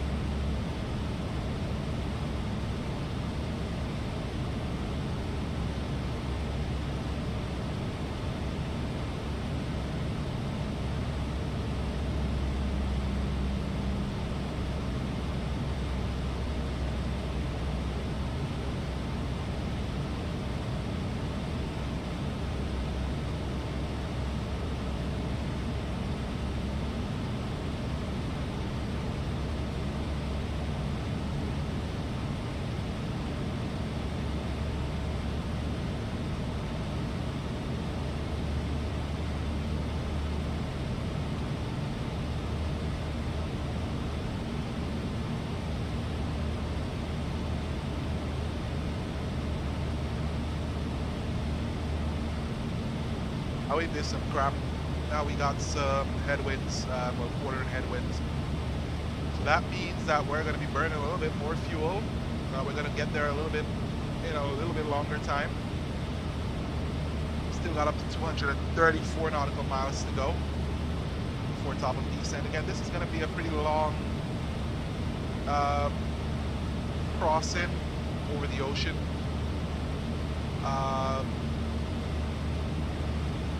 I still do have, I think I did not put anything for ETOPS. I should have selected ETOPS, but it's fine. If anything, we are able to make it anywhere. We have enough fuel for 2 destination alternates. So if you notice, we're almost halfway there. So we should be able to get, you know, if anything happens, we are able to turn around and head back here. So we're close enough that we're able to turn around and glide all the way back. But then once we get around here, we're close enough either way to glide to our destination. Well, not to glide to the destination, but if in the event that we lose any engines, we're able to fly to our destination. If we lose both engines, we're able to glide close to or nearby our destination and make a water line in either direction. So we're all set. Yeah, we got enough. We got enough for that. Not making excuses for my poor planning, but I still did plan for it.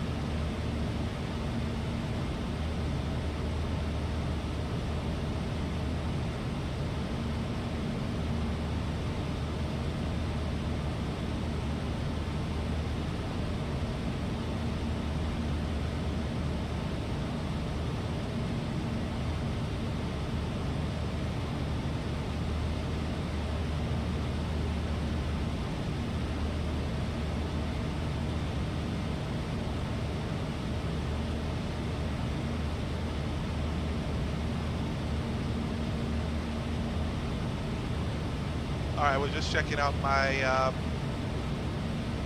my notes here. All right, so this was the last note that I saw. I just completely forgot that I could put this up here, but that's how it is.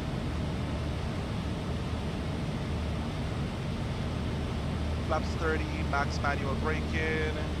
I think we're just gonna go flaps 30 with it. 145 should be okay.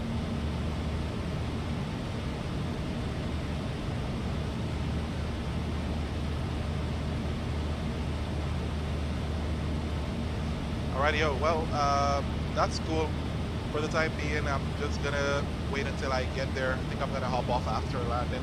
I was thinking about doing my return, but I'm not sure exactly how that's gonna go.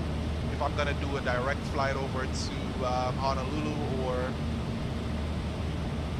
not Honolulu, I can't do that. If I'm gonna fly direct to our first initial waypoint or our first initial airport and then head back over to Honolulu.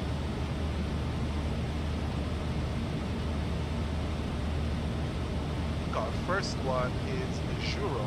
So yeah, Majuro was our first initial arrival. It took about 5 hours to get there. So there's no way I would have been able to fly to Honolulu. So I'm gonna try to see if I can head back to Majuro direct, but that's gonna be on a totally different, most likely next weekend. And hopefully we can get back to the mainland. Or I could just keep United here and just keep flying in between all the islands. Just make all my island hops, just make 2 hops at a time.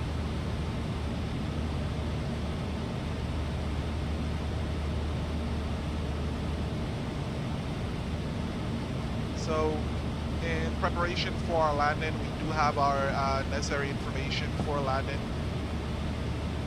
It's going to be in Guam.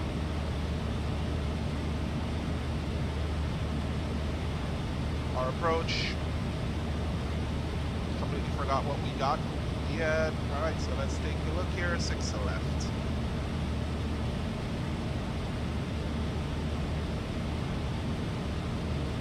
All right, our minimums today is 590 feet for that ILS approach, so we're going to go ahead and reset.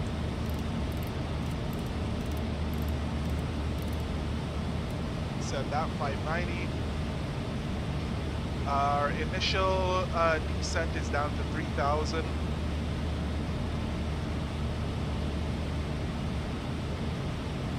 All right, airport elevation is 305 feet with a touchdown zone elevation of 256. Final approach course 063. We'll enter that in once we start our descent. Transition altitude is flight level 180. Missed approach is going to be climb to 2100 and climb right turn 3000 direct Uniform November Zulu VOR, then IGM localizer southwest course to Bali, radar, and then we're holding. So this way, holding. We got to stay away from the north side of the island or north side of the runway. So that's why we have a severe right-hand turn here, because once you get out there, as noticed on our NOTAMs, we do have some radio, they said radioactive, it's radioactive or something like that, electromagnetic or something like that. So we got to keep away from here. If it means that we're going around, you got to resist the urge to break off a left-hand turn or resist the urge to keep going like this and fighting with the aircraft. So we got to be ahead of the aircraft.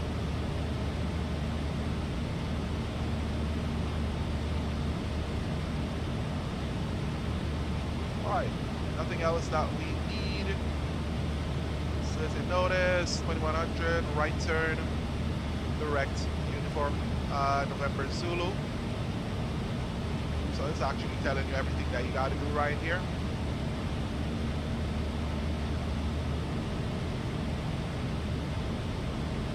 Then we're going to take a look at the airport info. 6 left. Our commuter terminal is right here. We're going to attempt to get off on Fox and head into the terminal right here. Not going to try to, I mean, Fox is pretty far out, but with the fact that we're going to attempt, we got a long runway here, 12,000 feet, so as we touch down, not going to be right in the brakes. I think I rode the brakes enough for all our routes. So we're going to touch down, get off on Fox, and head to the terminal here where we will get more stuff. Let's check the overview and the weather. All right, so the west central coast of Guam Island. Read all these necessary information here. I usually read all these, especially if they haven't, so you are aware as to what's going on.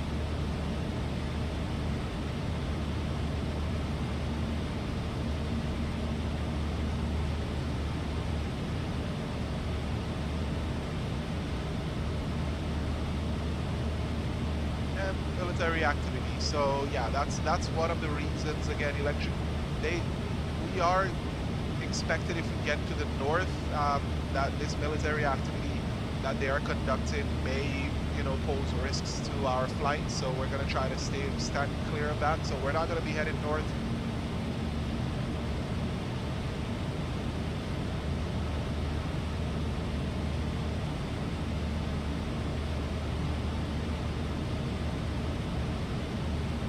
All right, so we are landing within the rainy season.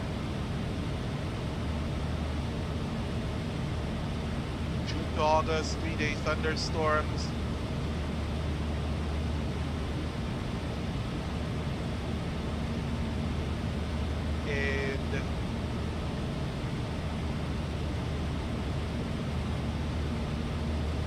And broken to overcast winds. Okay. That's basically our weather. Check the overview.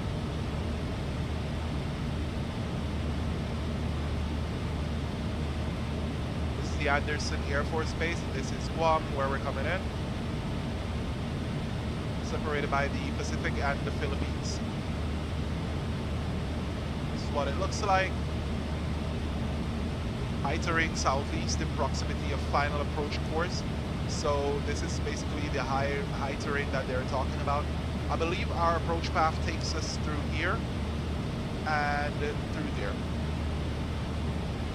So looks pretty interesting. Looks like most times around the year there is going to be a lot of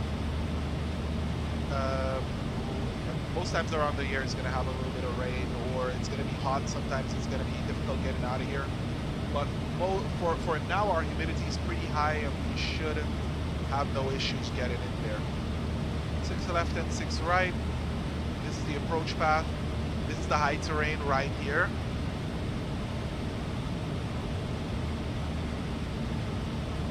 All right, so we're going to be looking out for the PAPI on the left side of the runway, which is going to be on this side. You can see right there.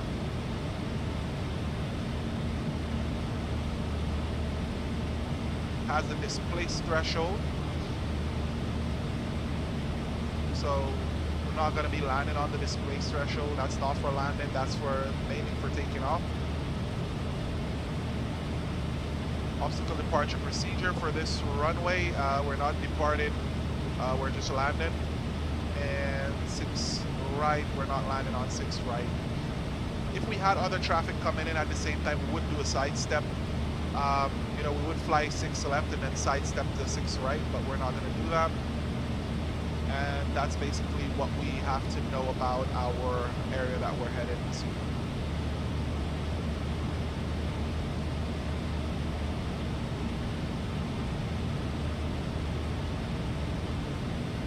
That's the ESA minimum jobs. Okay.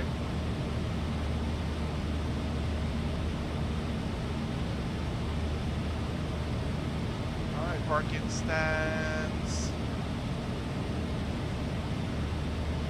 I wonder if we had a parking stand selected. I don't think so. Let's check our booking.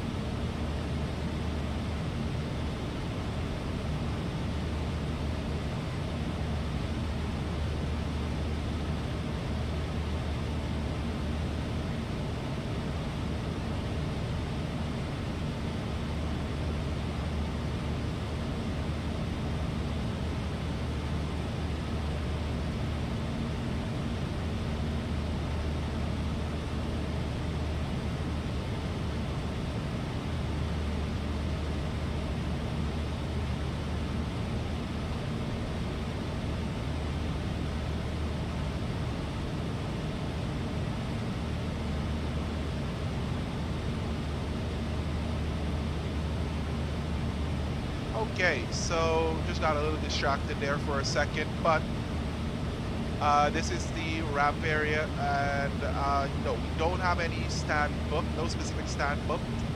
So we are just gonna go ahead and go with whatever we have here. I'm thinking we should land at stand 8. I almost thought I was still on my navigaph there for a second. Is GSX open? Yes, it is. And I'm hoping. All right, we can get stand 8. Pacific Airport Services, and stand 8 is open to us. All right, so they know that we're going to be approaching and appearing on stand 8. So once we get off of Fox, it's straight into stand 8.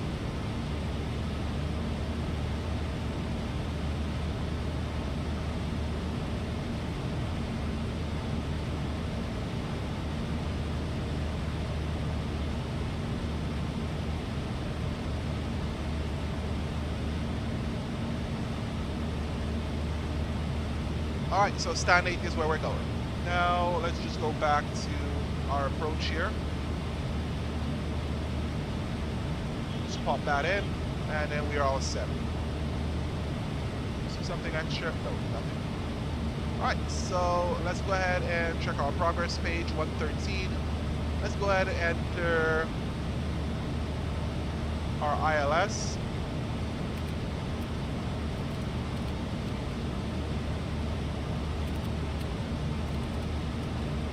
And we're not going to be using the ILS for our landing, so we're not doing an auto landing. We're just using, always forget to do this, we're just using the ILS as our approach reference, and yeah, we're doing what we need to do. 063 is the approach course.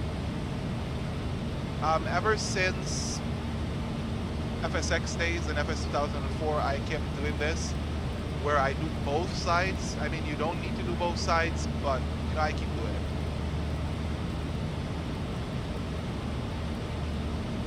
All right, 063 is set. And indicating again, we have nice little headwind there, just slowing us down. And I'm hoping that we're not getting a little tailwind as we head out there.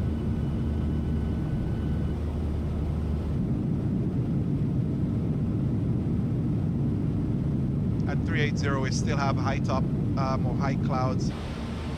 I think they did fix a lot of the cloud cover, because previously that's what 2000 or 2024 did fix, was the high top clouds, where you would have some massive tower in cumulonimbus, or you would have some massive clouds coming all the way up here. I thought with Rex weather we did get that, because with Rex weather we get massive towering clouds. In 2024 when I fly, I do get the massive towering clouds.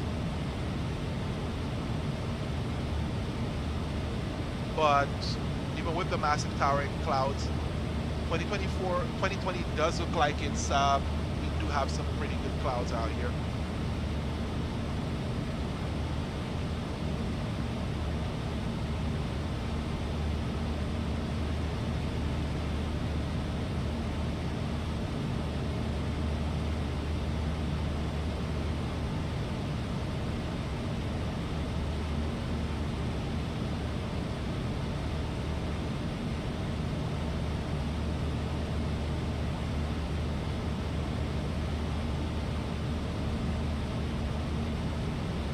This is the second time I've ever been to Guam. First time was with FedEx Virtual.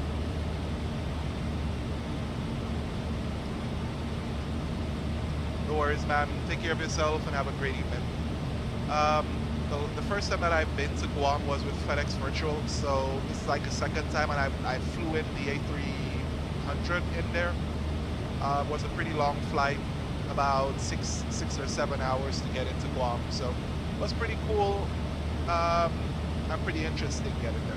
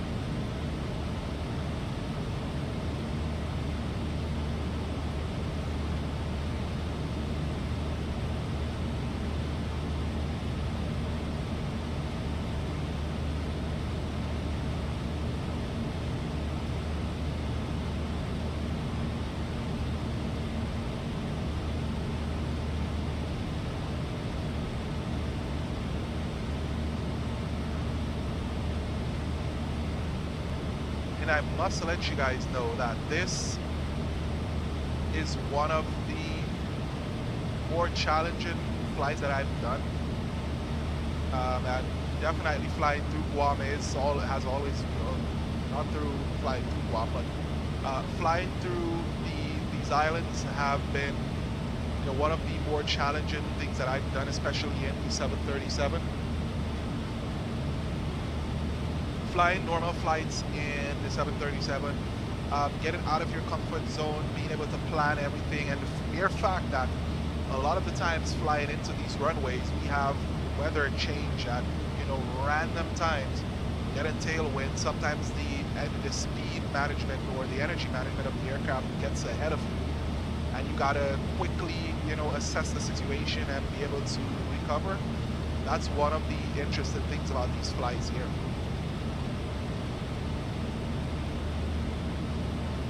Just got a few nautical miles to go, about 73, and then we should be all set for our arrival. Every other flight that I made, they give us about 27,000 pounds. Now they only give us like about 15,000 pounds, 17,000 pounds, and say, hey, here, go. Every other time we've landed with at least 12,000 pounds. So the amount of fuel that we've landed with, we could have, kept up and kept going. But that's how it is, bro.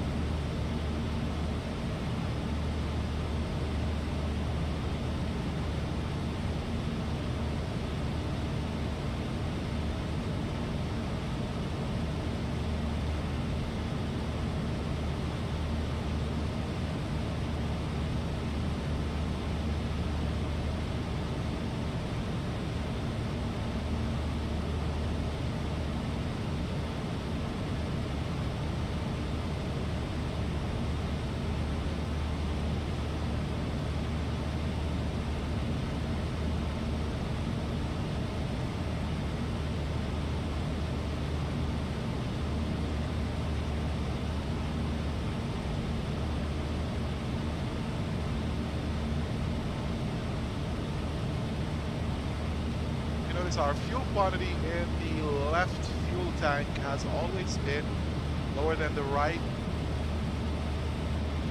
but this has always been the case for any of our flights here in Guam, or for any of our flights around here.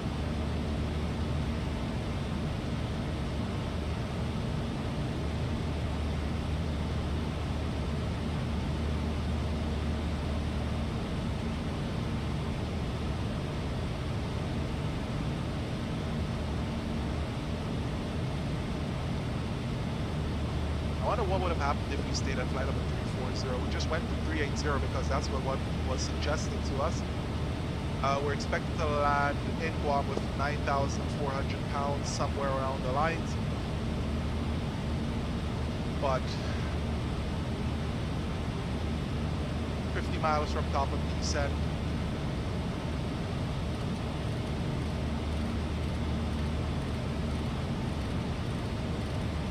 We're going to make our adjustment right now. 9,000.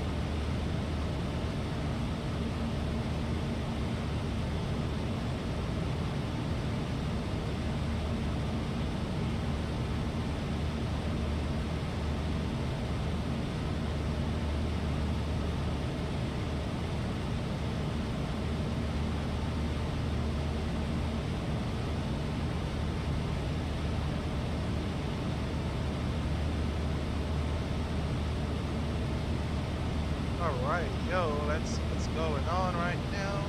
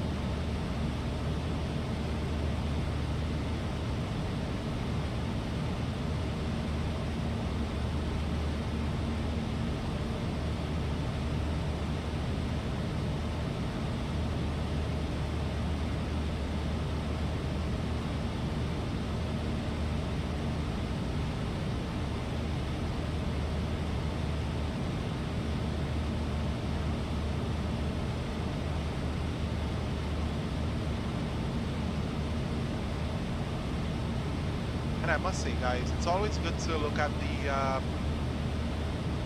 the newsletters that Navigraph puts out. They are very interesting to read, to say the least. I would definitely suggest going ahead and take a look at them. If you are a serious flight sim or if you're just here for fun, if you want to up your game, then I suggest looking at Navigraph. It's not a sponsored segment. I'm sorry, I wish they sponsored me, but Navigraph, again, they do have some awesome things, and I was just taking a look at a couple of them to see what else we can do.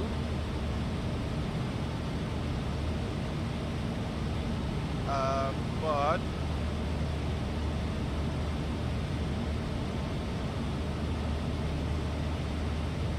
we have some more featured routes.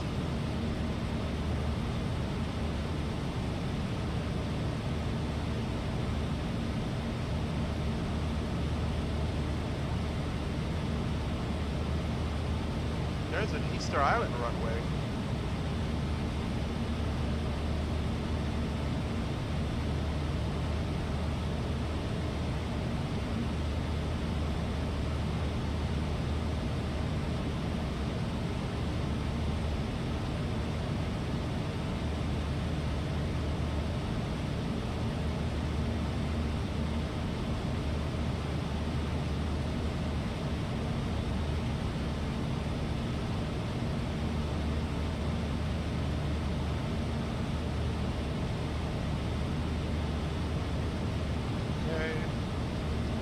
At some of our things. June's featured route was with JetBlue 1690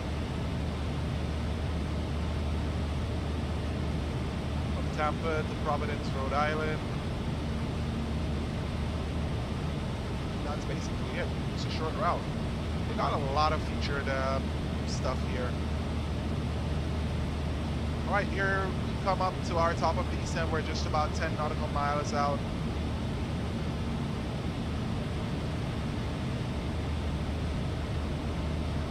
And everything is starting to increase in speed. Speed. We are speed. That's what we are.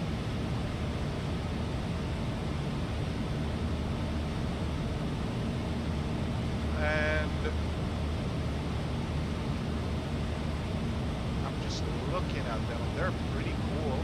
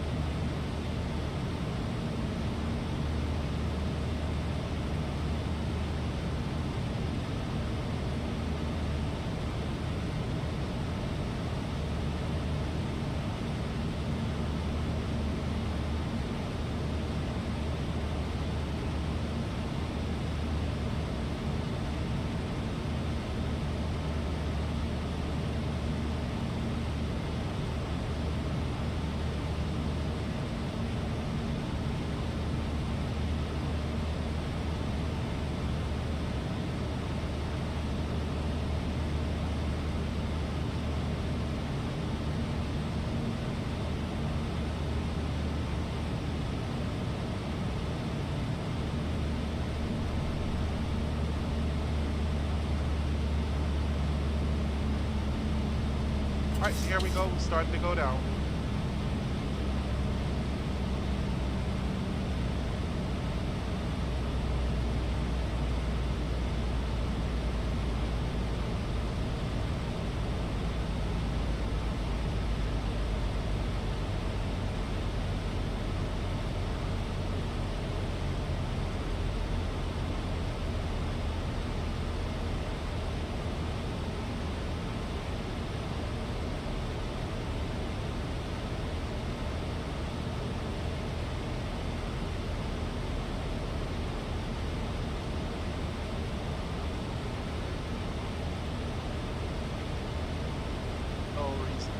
But they did it anyway.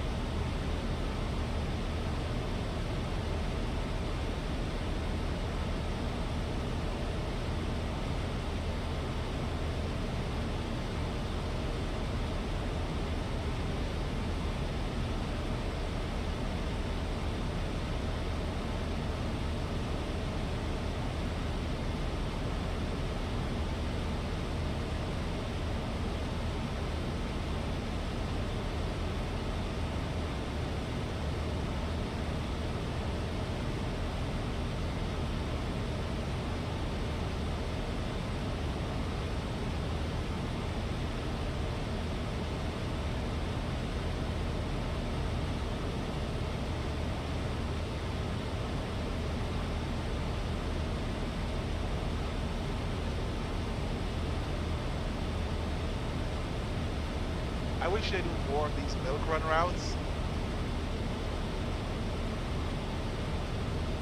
For Navigraph.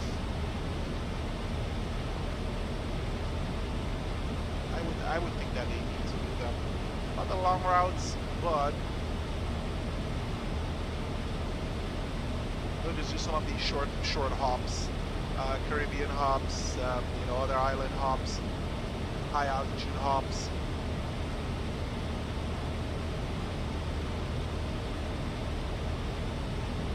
Alright, so the wind direction has changed.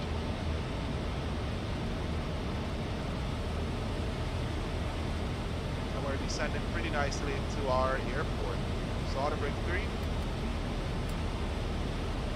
It is.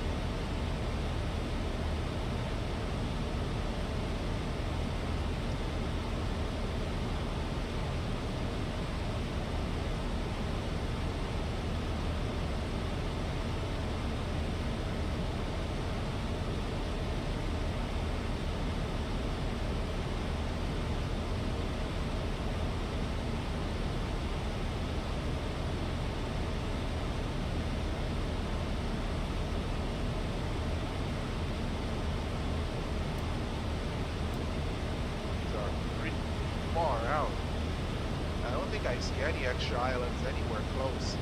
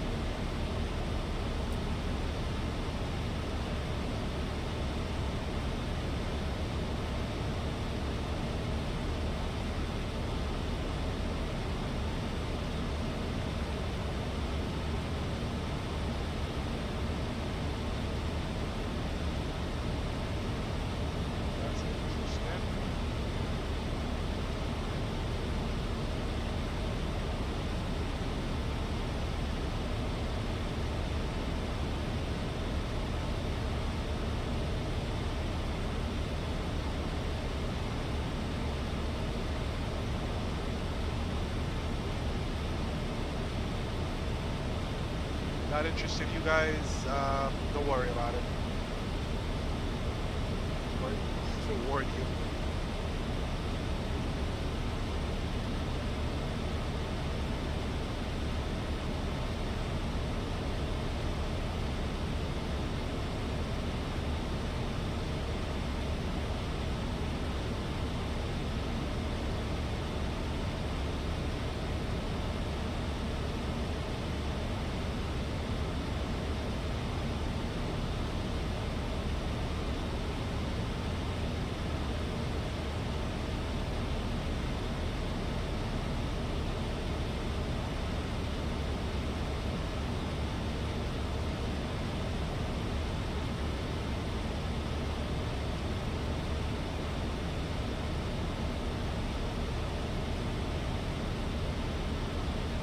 Alright, yo, Guam, what do you have for us today? Let's see, let's pull up our naviggraph, verify everything is where we need it to be.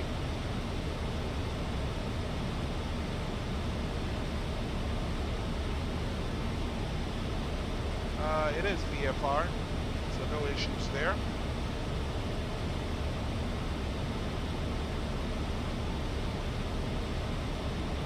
So we should have good weather heading into Guam. Nothing that we have not faced that we cannot overcome. These are minor challenges, you know?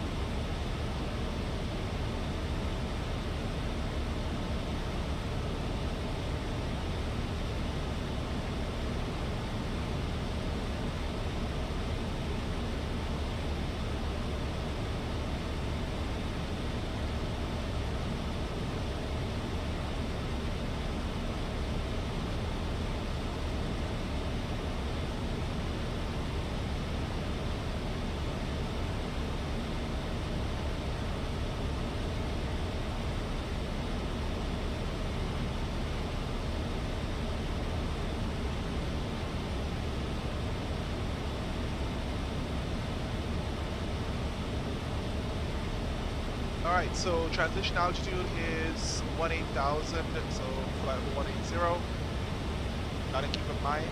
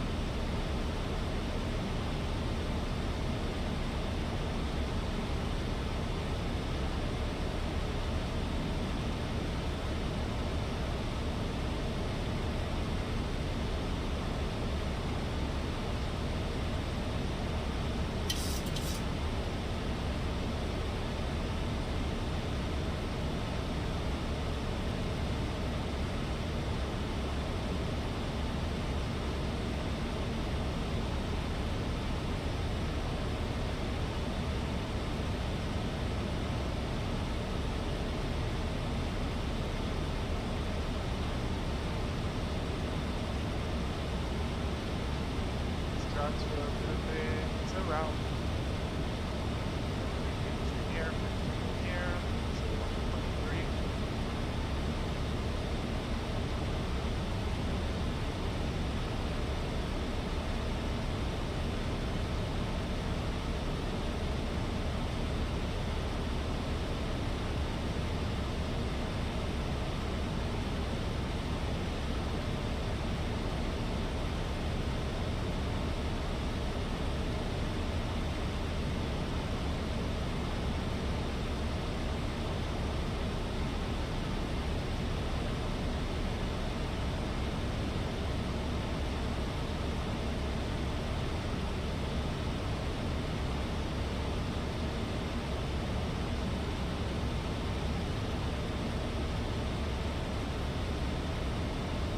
It's starting to get dark out here.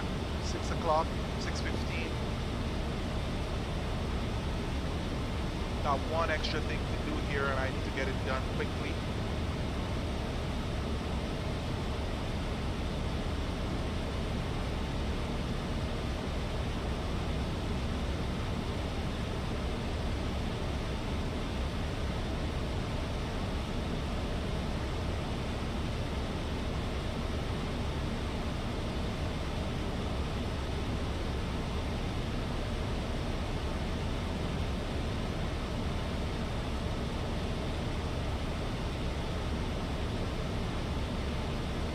I love transferring things between SSDs.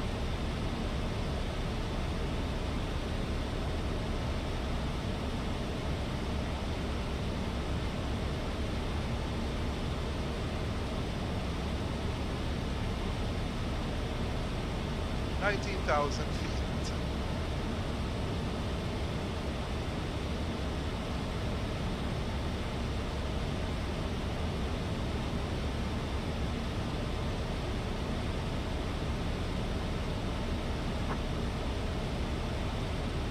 So it looks like our wind speeds are, wind is changing and it's changing direction. It was over here going here, it's now here going there. But then again, it could just be that, you know, as we're all in the open ocean here, the jet streams are colliding in different areas. So it makes it turbulent, but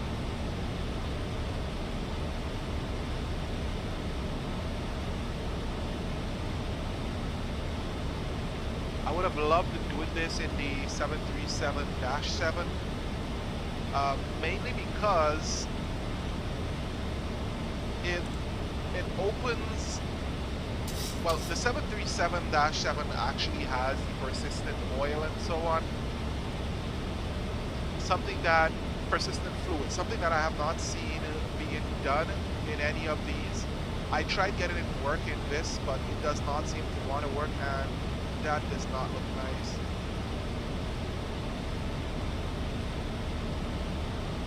Those clouds around Guam does not look nice.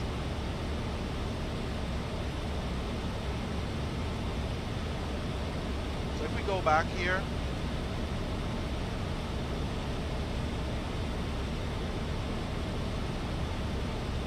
and we'll go to menu,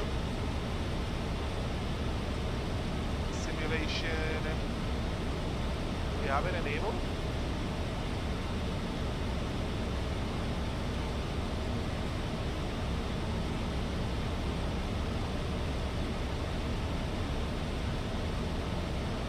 Yeah, there it is. Track oil and hydraulic fuel use. I have it enabled, but does not seem to keep tracking.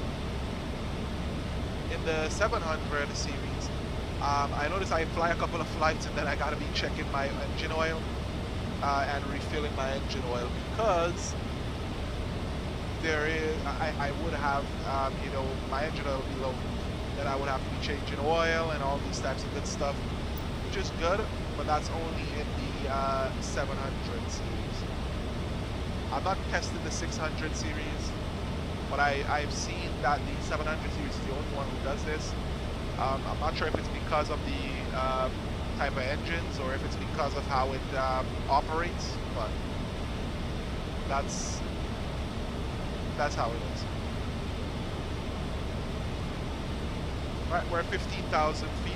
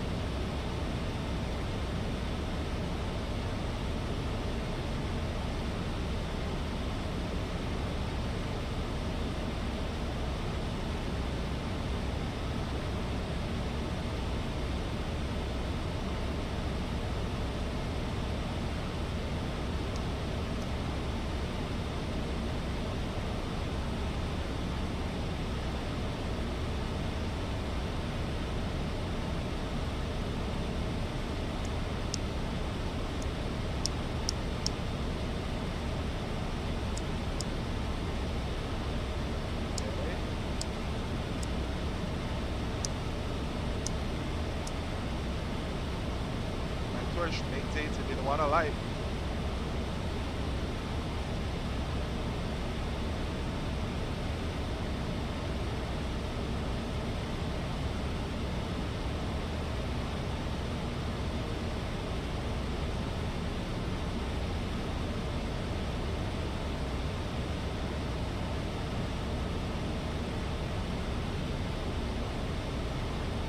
I can see some land out there.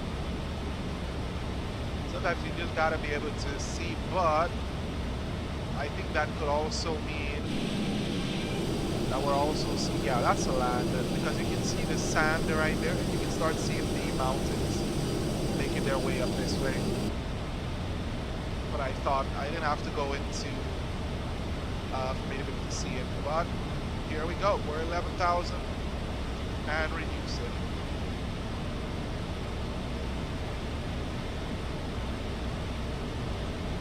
Here's Figor.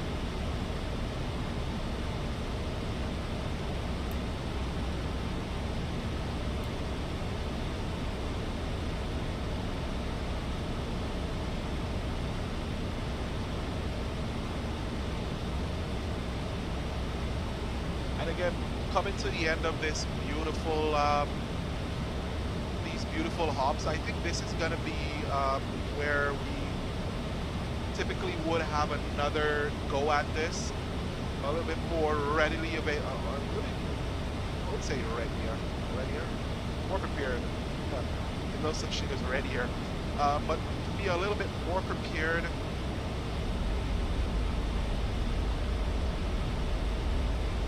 Where we can, you know, have an aircraft that does have, how would I say, you know, where we can prepare our aircraft and have it with short field and the performance improvement package and all the good stuff, especially for flying out here, because that's something that we definitely need when flying out in these types of remote locations. Set 9,000, go down lower. I'm sorry, that was just a huge lag right there. Set 4,000 and 3,000 right now.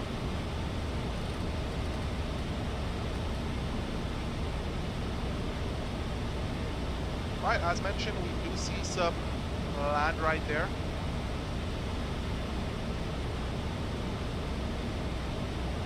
We're going to be heading over to the right, to the left here, and round out and come in. So Guam is going to be in this little peninsula right here. Let's see if I can move my joystick so we can, you know, be a little bit more comfortable adjusting things or moving my camera around. Okay, my joystick feels like it is gonna be in a position that is not nice, but yeah, so it looks like, oh, I lost it. Guam is good, yeah, it's right over here. Guam is gonna be in this little peninsula right here, as we fly in. What if we can see it from this?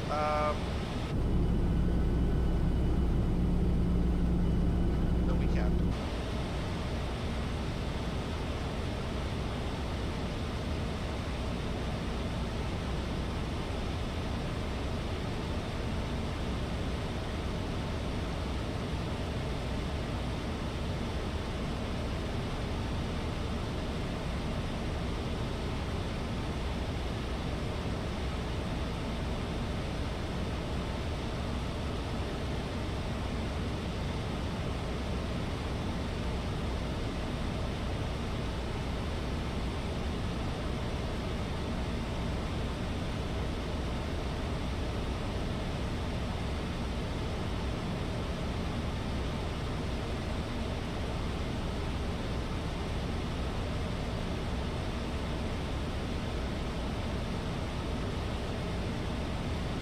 Notice that tailwind just bumped our airspeed up a little bit.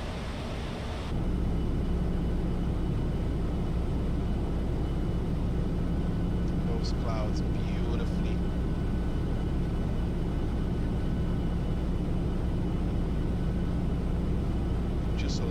love the look of this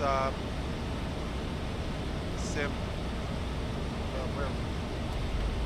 We're getting a little bit over speed there.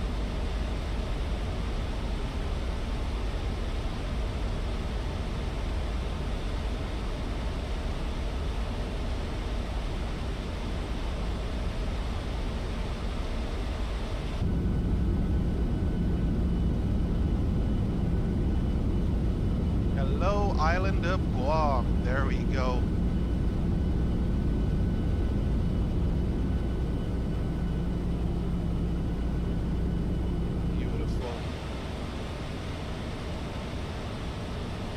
Alright, let's go ahead and switch or transfer our nav.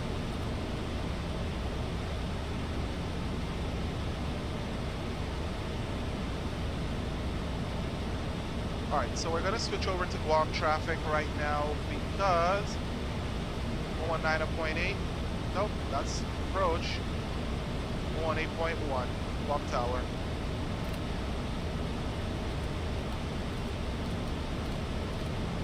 All efforts.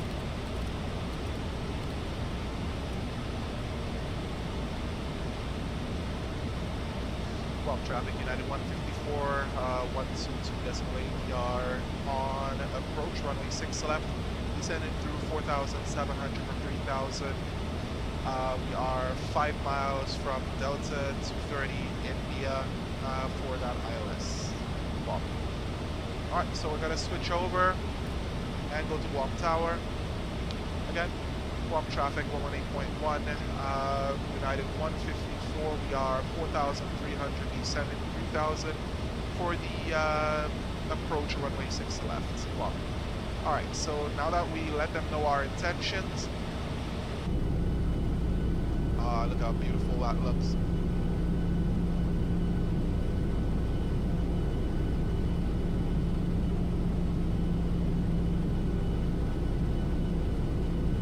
As we make our way over to Guam. Alright, so we already have our minimum set, which means that I did that all the way ahead of time. We're gonna select or engage our approach. We got forelock and glide slope engaged.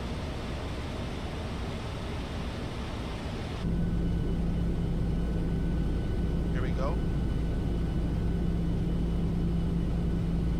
Making that turn. Look at how beautiful that looks. Alright, forelock in, glide slope.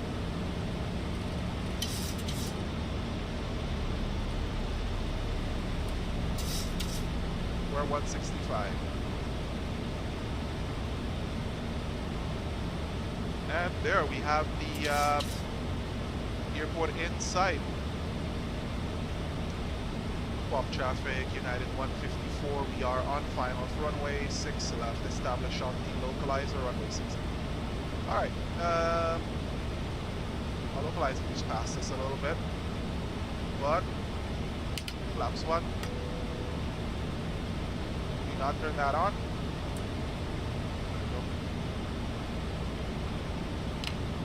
Do we have ice in? I don't think so. I do see our ice in turned on. Is that ice in or it's back? Oh, okay.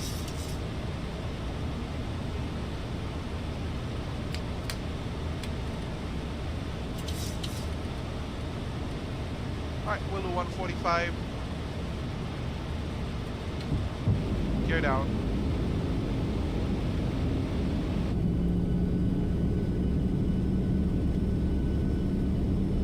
Alright, increasing our flaps here.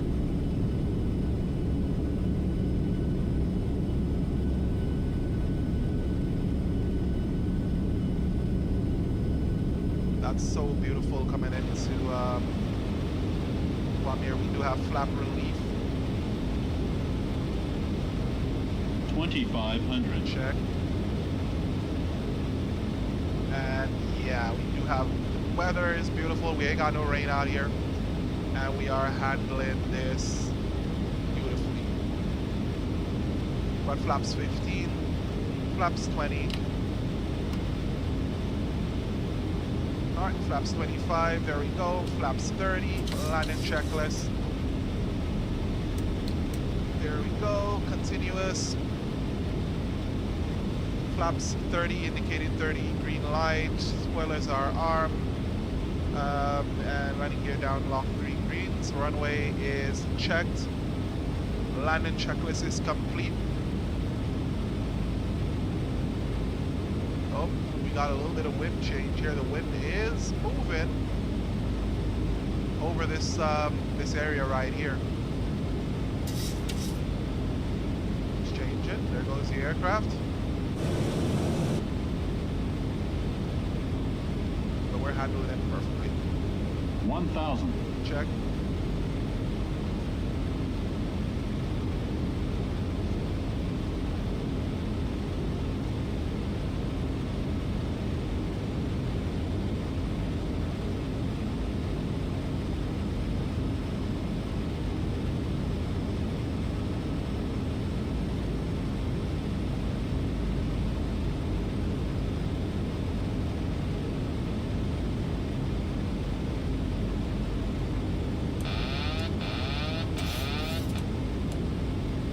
Here we go. AP off. Approaching 06 left.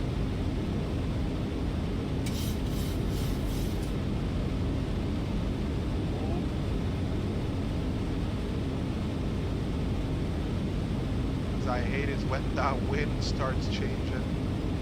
It's 11 knots right now.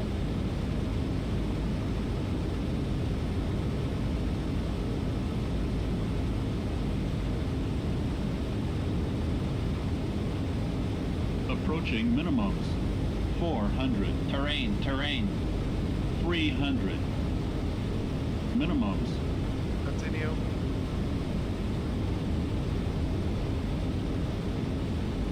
$200. Sync rate, Yep, I got it. sync rate. Yep, I got it. 50. 40. 30. 20. 10.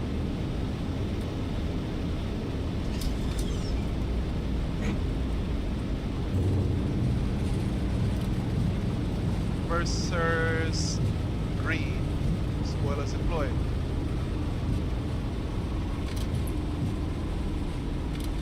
Pop our brakes. Sorry, aircraft. Switching over, airport info.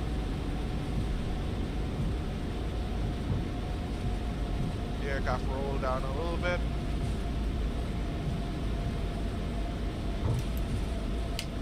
One 1,500 meters remaining.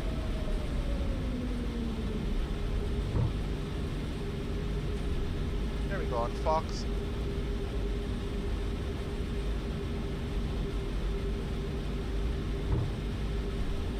And ladies and gentlemen, thank you again for joining us on this beautiful flight. This was an amazing little flight from our trip over to Guam.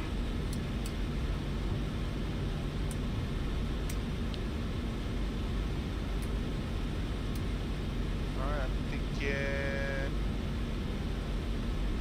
we already have G6 right there awaiting us. That's them over there. Alright, let's go. Flaps up. APU is available. Waiting for our bleeds to come on.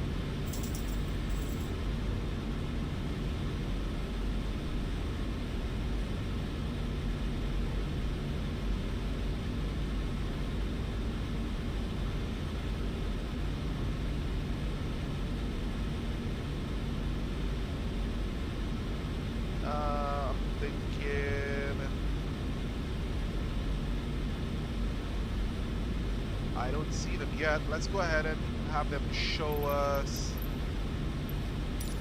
There it is. Okay. had a little thought it was there, but it's never a bad thing to find out.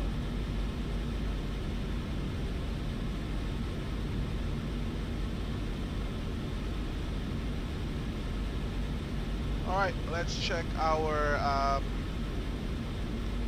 ACARs. And our ACARs pegged us at minus 68. Okay, we didn't beat him, but it was still a smooth landing.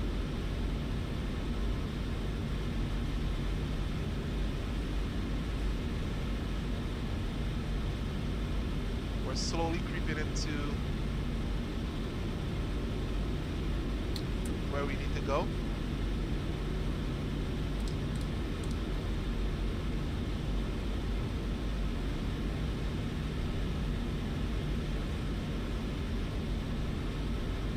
And we're coming into our parking area.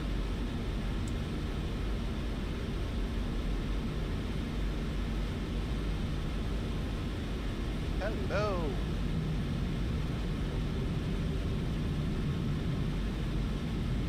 We got our team spawning in right now. Sorry if I kept you guys waiting so long. There was a lot of interesting weather out there for us.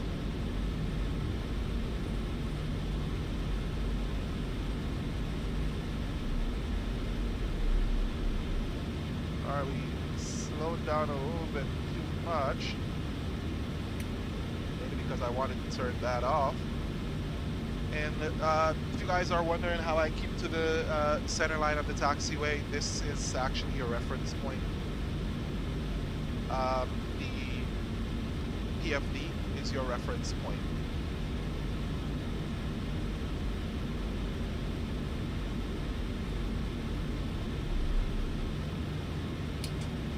I can't see you, but I'm just gonna guess this is exactly where you told me to go. Alrighty, guys, welcome to Guam International. We have landed successfully here. And engines off.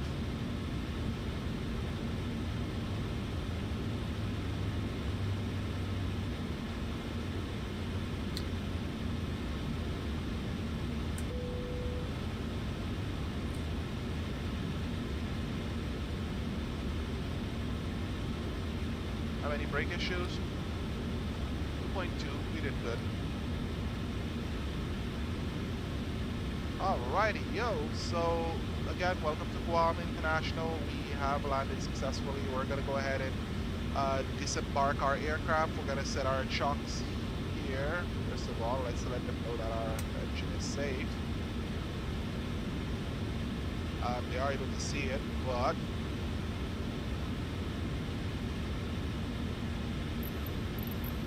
additional services, let's request the ground power unit.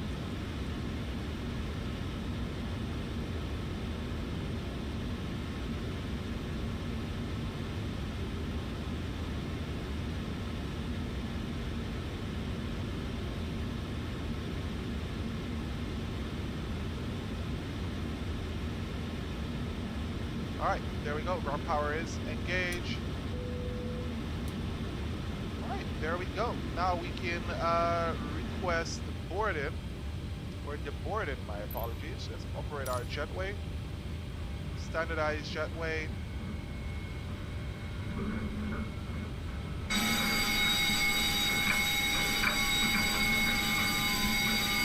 Pretty loud.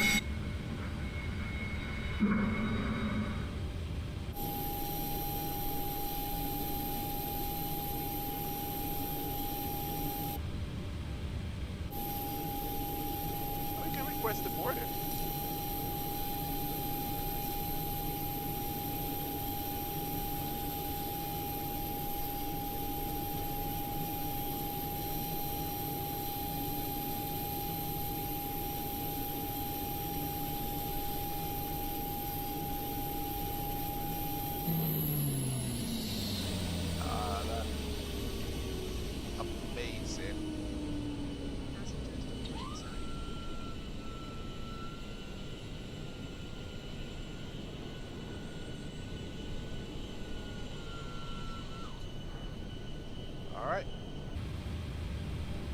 So that is amazing. I love that sound.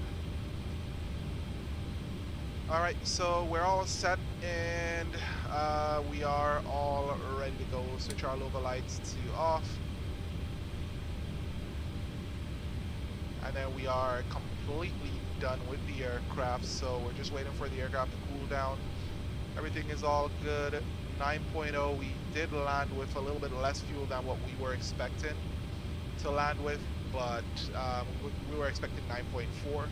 But again, with the winds at the way that they were, we were not expecting anything different from this flight here today. So we did have a pretty cool landing. Let me check what the average landing in Guam was. Their average landing rate is 154 feet per minute. So me at minus 68 is just all great. We are within range, and you know, it's all good. So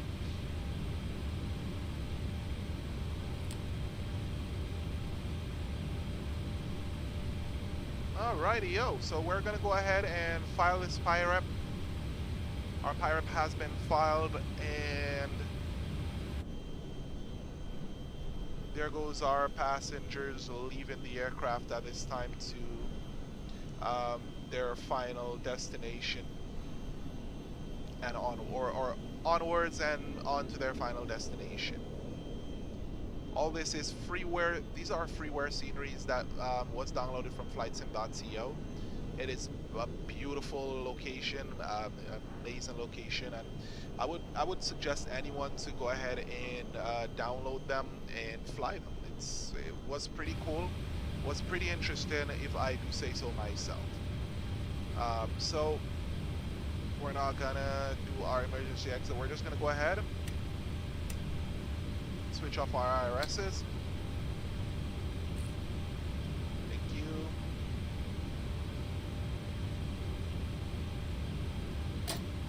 Pop our brakes off, so our brakes can cool down. And they are still deboarding.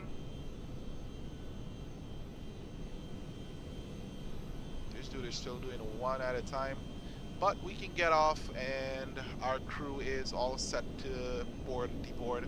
So we're gonna do both pilots and crew. So we're gonna take a little relaxation here in Guam for about a week or so, and then we'll plan our flight back over to Honolulu. Hopefully we are able to do the full thing and get the full experience where we do all the hops. This time we will try our best to complete every single hop that we are able to.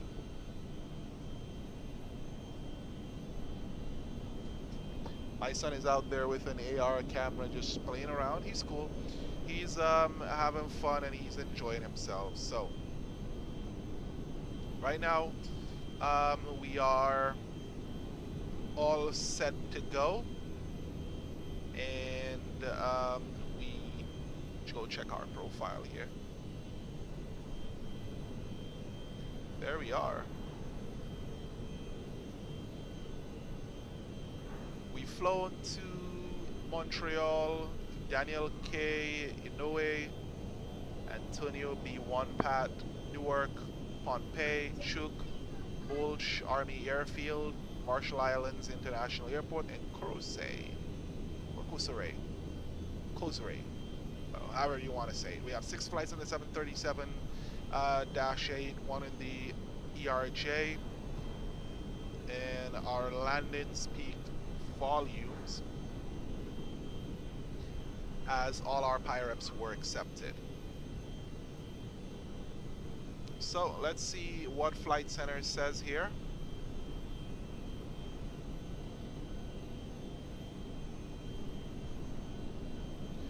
Oh, that's sweet.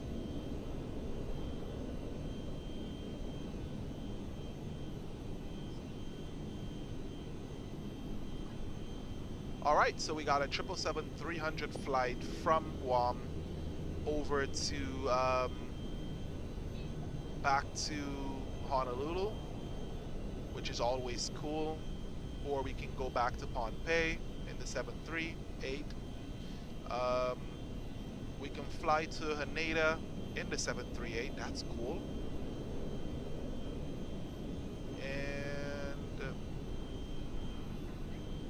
yeah, so we still got a lot of flights that we can do in the 738 if we need to. Can we go to Manila? Same thing, Manila in the 738. There is Yap that we can go to.